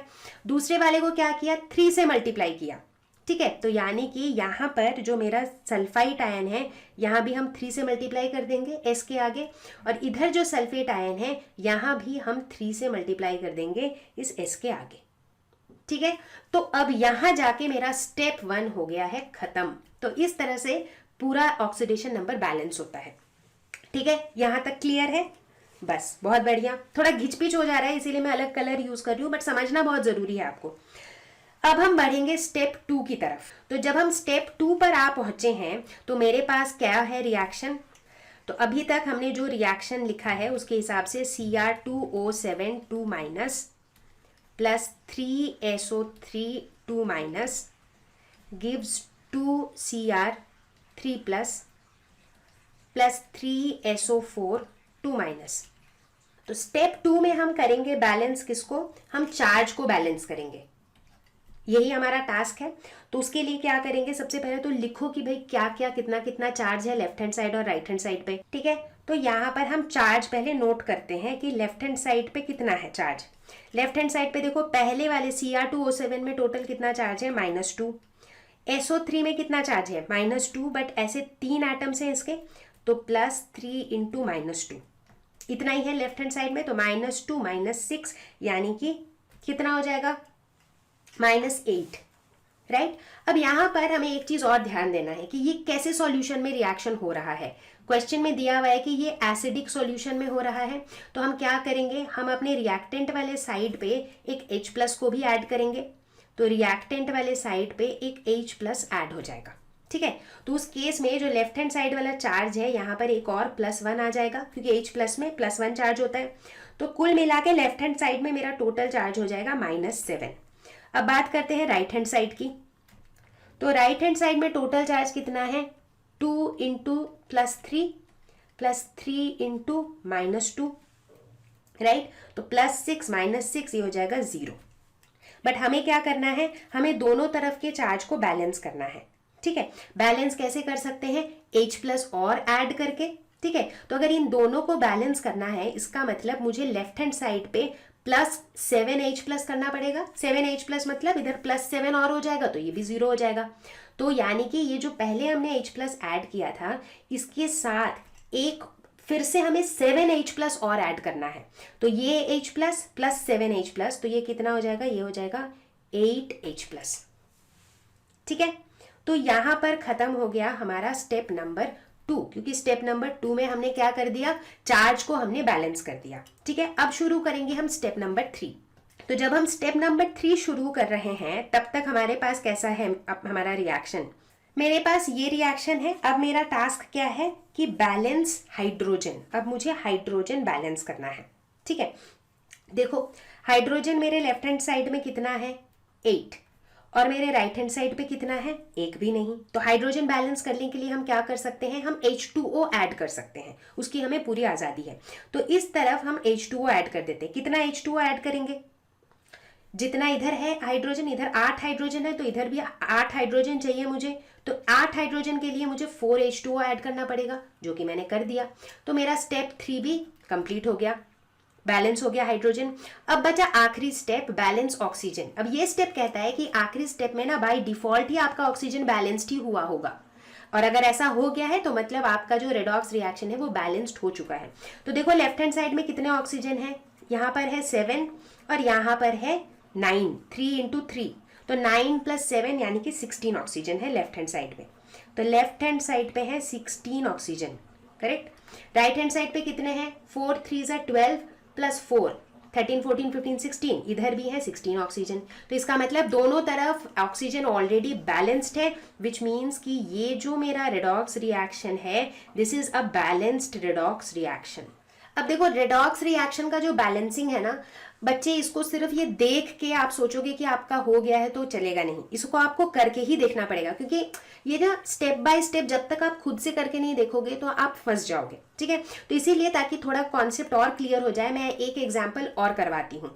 तो इस एग्जाम्पल में देखो, हमारे पास एक इक्वेशन दिया हुआ है और बोला गया है कि ये बेसिक मीडियम में हो रहा है। हमारे स्टेप्स बिल्कुल सेम टू सेम रहेंगे। ठीक है। तो शुरू करते हैं। सबसे पहले क्या करेंगे, हम सबके ऑक्सीडेशन नंबर्स निकालेंगे। ठीक है। मुझे उम्मीद है कि अब ऑक्सीडेशन नंबर आप सबको निकालना आ चुका है, तो एक एक का करके दिखाने की ज़रूरत नहीं है। ऑक्सीजन का होता है -2, मैंगनीज का आप निकालोगे यहाँ पर तो ये आ जाएगा +7।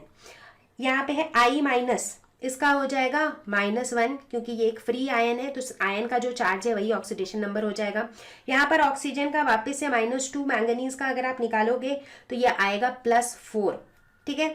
यहाँ पे I2 जो है अनकम्बाइंड स्टेट में है, तो इसका हो जाएगा 0। तो ये मैंने ऑक्सीडेशन स्टेट लिख दिया। अब देखो नंबर्स चेंज कैसे हो रहे हैं। तो अगर हम आयोडीन पे फोकस करें, I- से जब ये I2 बन रहा है, तो जो ऑक्सीडेशन नंबर है वो क्या हो रहा है, इंक्रीज हो रहा है। कितना ऐसे इंक्रीज हो रहा है, बाय 1, राइट। तो ये +1 से इंक्रीज हो रहा है। अगर मैंगनीज को देखें तो पहले +7 था और अभी कितना हो गया है, +4, यानी कि ये डिक्रीज हो रहा है। डिक्रीज को हम माइनस से दिखाते हैं, कितना डिक्रीज हुआ है, 3। ठीक है। अब मुझे ये जो इंक्रीज और डिक्रीज है इनको बराबर करना है। अगर मैं इसको 3 से मल्टीप्लाई कर दूं तो बराबर हो जाएगा, 3 का इंक्रीज 3 का डिक्रीज, बैलेंस हो जाएगा। तो चलो वैसे ही करते हैं, इसको 3 से मल्टीप्लाई कर देते हैं। इधर I को हम 3 से मल्टीप्लाई कर देंगे, इसे भी 3 से करेंगे नहीं, क्योंकि ये ऑलरेडी 2 है। अगर 3 से कर देंगे तो 6 एटम्स हो जाएंगे आयोडीन के। तो इसको कितने से करेंगे, इसको 3/2 से करेंगे, ताकि ये 2 और ये 2 मतलब 3/2 ऑफ 2 आयोडीन एटम्स कितना हो जाएगा, 3 आयोडीन एटम्स, राइट। थोड़ा सा दिमाग लगाना है इन सब चीजों में। तो अब मेरा जो फर्स्ट स्टेप है वो हो चुका है कंप्लीट। तो फर्स्ट स्टेप के एंड में मेरे पास क्या है, मेरे पास है MnO4- plus 3I- gives MnO2 plus 3/2 I2। ये है मेरे पास। अब हम स्टेप 2 स्टार्ट करेंगे, यानी कि अब हम बैलेंस करेंगे किसको, हम चार्ज को बैलेंस करेंगे। ठीक है। अब देखो यहाँ पर ये रिएक्शन किस मीडियम में हो रहा है, बेसिक मीडियम में। तो जब बेसिक मीडियम में होता है तो हम राइट हैंड साइड पर OH- आयंस ऐड कर सकते हैं। ठीक है। जब एसिडिक मीडियम में होता है तो हम लेफ्ट हैंड साइड पे H+ आयंस ऐड करते हैं। ठीक है। ये छोटी छोटी बातें जो आपको ध्यान में रखना है। तो यहाँ पर हम क्या करेंगे, हम राइट हैंड साइड पे लेट अस सपोज हमने ऐड कर दिया OH- आयन। कितने OH माइनस ऐड करेंगे वो डिपेंड करता है जब हम चार्ज बैलेंस करेंगे तब। तो अब चलो चार्ज को देखते हैं, चार्ज को देखते हैं लेफ्ट हैंड साइड पे। तो कितना है, यहाँ -1 है, यहाँ पर 3 इंटू -1 है, तो बेसिकली -1 प्लस 3 इंटू -1, तो ये हो गया -4। तो लेफ्ट हैंड साइड पे टोटल -4 चार्ज है। राइट हैंड साइड पे कितना है, इस पे कोई चार्ज नहीं, इस पे कोई चार्ज नहीं, सिर्फ OH माइनस पे चार्ज है, यानी कि -1 है। बट मुझे चार्ज को दोनों तरफ बराबर करना है, इसके लिए मुझे राइट हैंड साइड पे क्या करना होगा, -3 चार्ज और चाहिए, यानी कि और हम +3 OH माइनस अगर कर देते हैं तो यहाँ पर -4 हो जाएगा। मतलब यहाँ पर अगर हम -3 और कर दें तो ये भी -4 हो जाएगा, राइट। तो -3 और करने के लिए क्या करना पड़ेगा, 3 और OH माइनस ऐड करना पड़ेगा, एक तो ऑलरेडी है, तो यानी कि ये कितना हो जाएगा, 4 OH माइनस। ठीक है, थोड़ा सा हिचपिच हुआ है, हम फिर से लिख देंगे इसको भी। ठीक है, तो अभी तक मैंने स्टेप 2 खत्म कर लिया।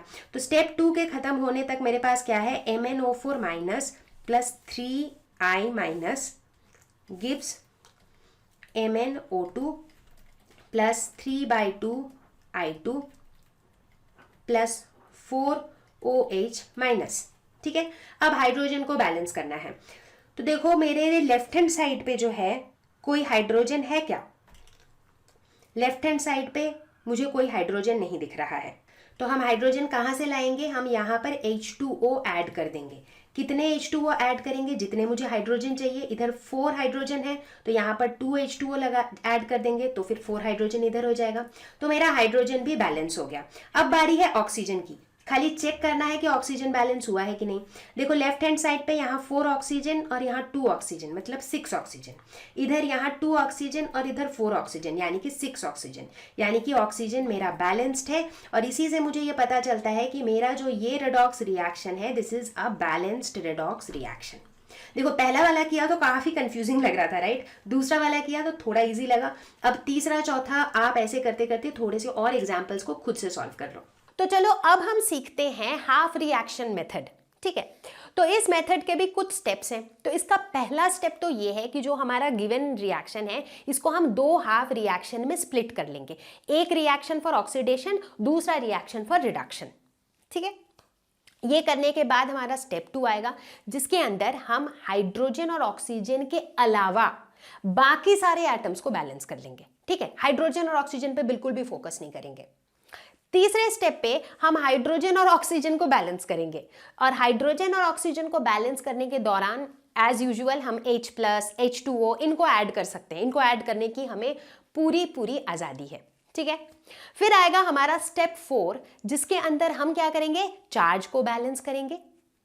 और उसके बाद क्या करेंगे, उसके बाद आएगा हमारा स्टेप 5, जिसके अंदर हम ये दोनों हाफ रिएक्शन को वापस ऐड कर देंगे to get the overall balanced redox reaction.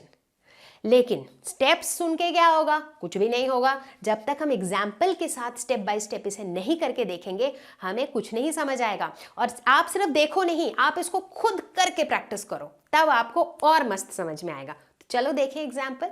तो चलो हाफ रिएक्शन मेथड को समझने के लिए हम इस एग्जाम्पल को करते हैं। ठीक है, यहाँ पर एक रिएक्शन दिया हुआ है, तो मेरा जो पहला स्टेप होगा वो पहला स्टेप क्या होगा, इसे 2 रिएक्शन में स्प्लिट करना। ठीक है, तो एक रिएक्शन, तो ये पहले उसके लिए आपको क्या देखना होगा, एज यूजुअल इनके ऑक्सीडेशन नंबर्स को देखते हुए आपको आइडिया लगाना होगा कि कौन ऑक्सीडाइज हो रहा है, कौन रिड्यूस हो रहा है।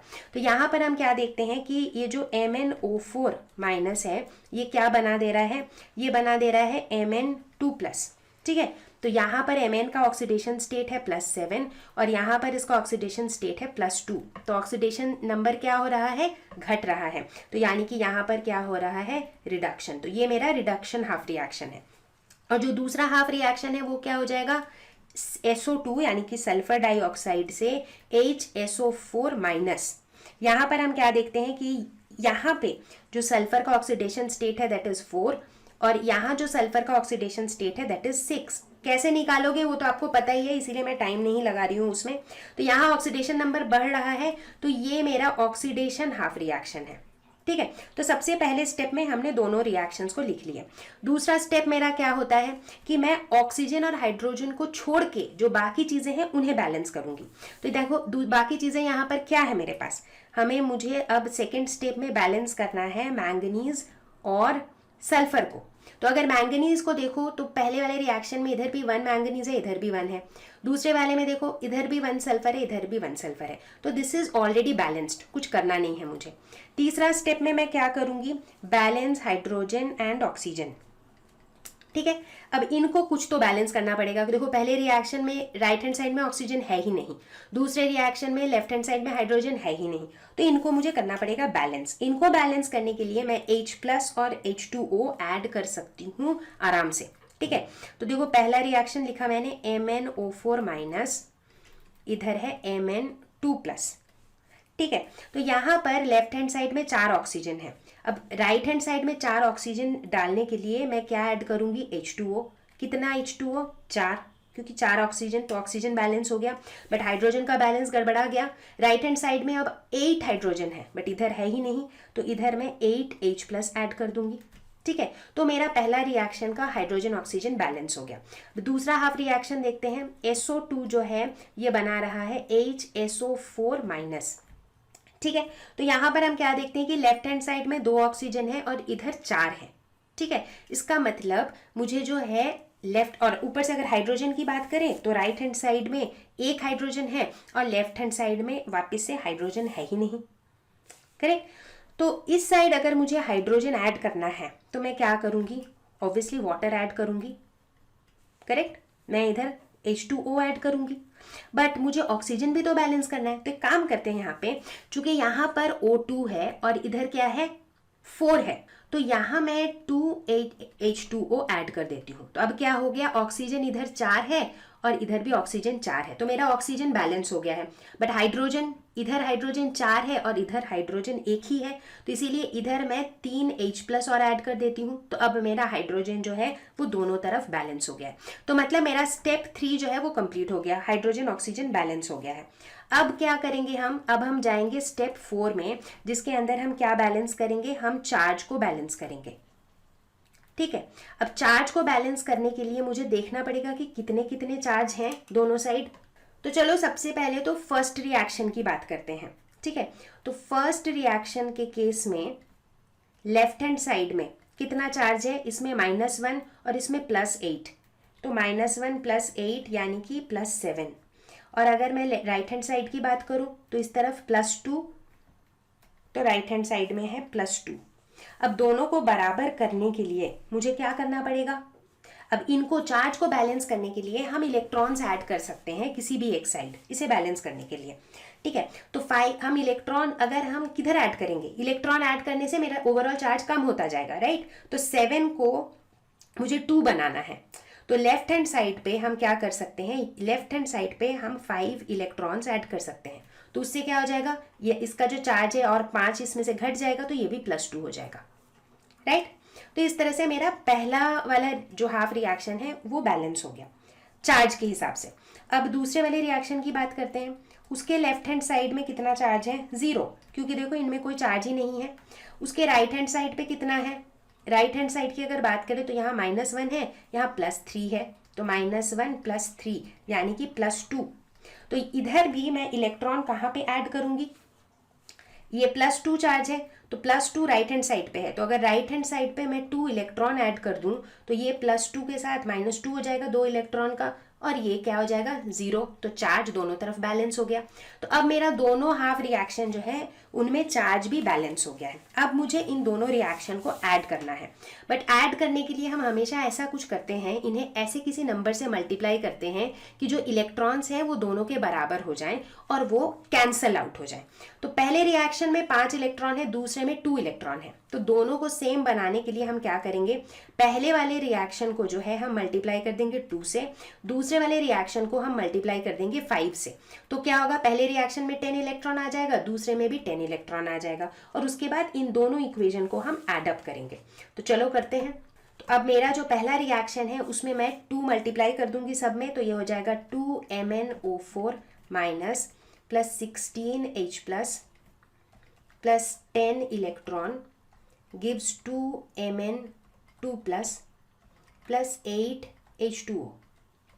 और जो मेरा दूसरा रिएक्शन है उसको मैं 5 से मल्टीप्लाई करूंगी, तो ये हो जाएगा 10H2O plus 5SO2 gives 5HSO4 minus plus 15H plus 10 electron. जब मैं इन दोनों को एडअप करूंगी तो क्या होगा, इधर 10 इलेक्ट्रॉन है तो इस 10 इलेक्ट्रॉन को अगर इधर ले आओगे तो -10 electron, -10 electron plus 10 electron cancel out हो जाएगा, तो ये दोनों तो कैंसिल हो जाएंगे। ठीक है, तो मुझे फाइनली क्या मिलेगा, 2MnO4 माइनस प्लस 5SO2। अब देखो H2O, इधर 10H2O है, इधर 8H2O है, 8H2O को इधर ले आएंगे तो 10 - 8 यानी कि 2H2O। उसी तरह इधर 16H प्लस, इधर 15H प्लस, 15H प्लस को इधर ले आएंगे तो 16 - 15H प्लस यानी कि 1H प्लस।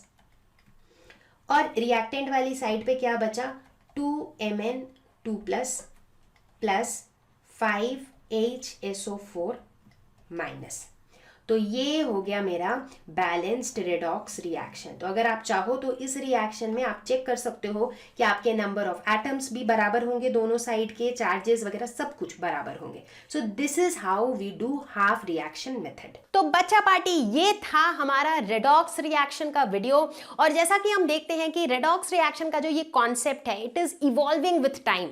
शुरू में हमारा क्लासिकल आइडिया था जब हम सिर्फ ऑक्सीजन और हाइड्रोजन के टर्म्स में इन्हें समझते थे, फिर हम इलेक्ट्रॉन ट्रांसफर के टर्म्स में इन्हें समझने लगे, फिर हम ऑक्सीडेशन नंबर के टर्म्स में इन्हें समझने लगे। इनफैक्ट इन्हें बहुत सारे लोग इलेक्ट्रॉन डेंसिटी के टर्म्स में भी समझते हैं। तो रेडॉक्स रिएक्शन एक बहुत ही यूजफुल कॉन्सेप्ट है जो आगे आपको इलेक्ट्रोकेमिस्ट्री में, टाइट्रेशंस में बहुत ज्यादा काम आने वाला है, इसीलिए प्लीज डू नॉट इग्नोर। तो अगर आपको लगता है कि इस वीडियो को देखने के बाद कॉन्सेप्ट हो गया है क्रिस्टल क्लियर, तो कॉमेंट सेक्शन में लिखना मत भूलना कि कॉन्सेप्ट हुआ क्रिस्टल क्लियर। प्रैक्टिस करते रहो खूब सारे क्वेश्चंस, और मैं आपको जल्दी ही मिलती हूँ विथ रेडॉक्स रिएक्शंस का न्यूमेरिकल्स वाला वीडियो। तब तक के लिए stay home, stay safe, take care, bye bye.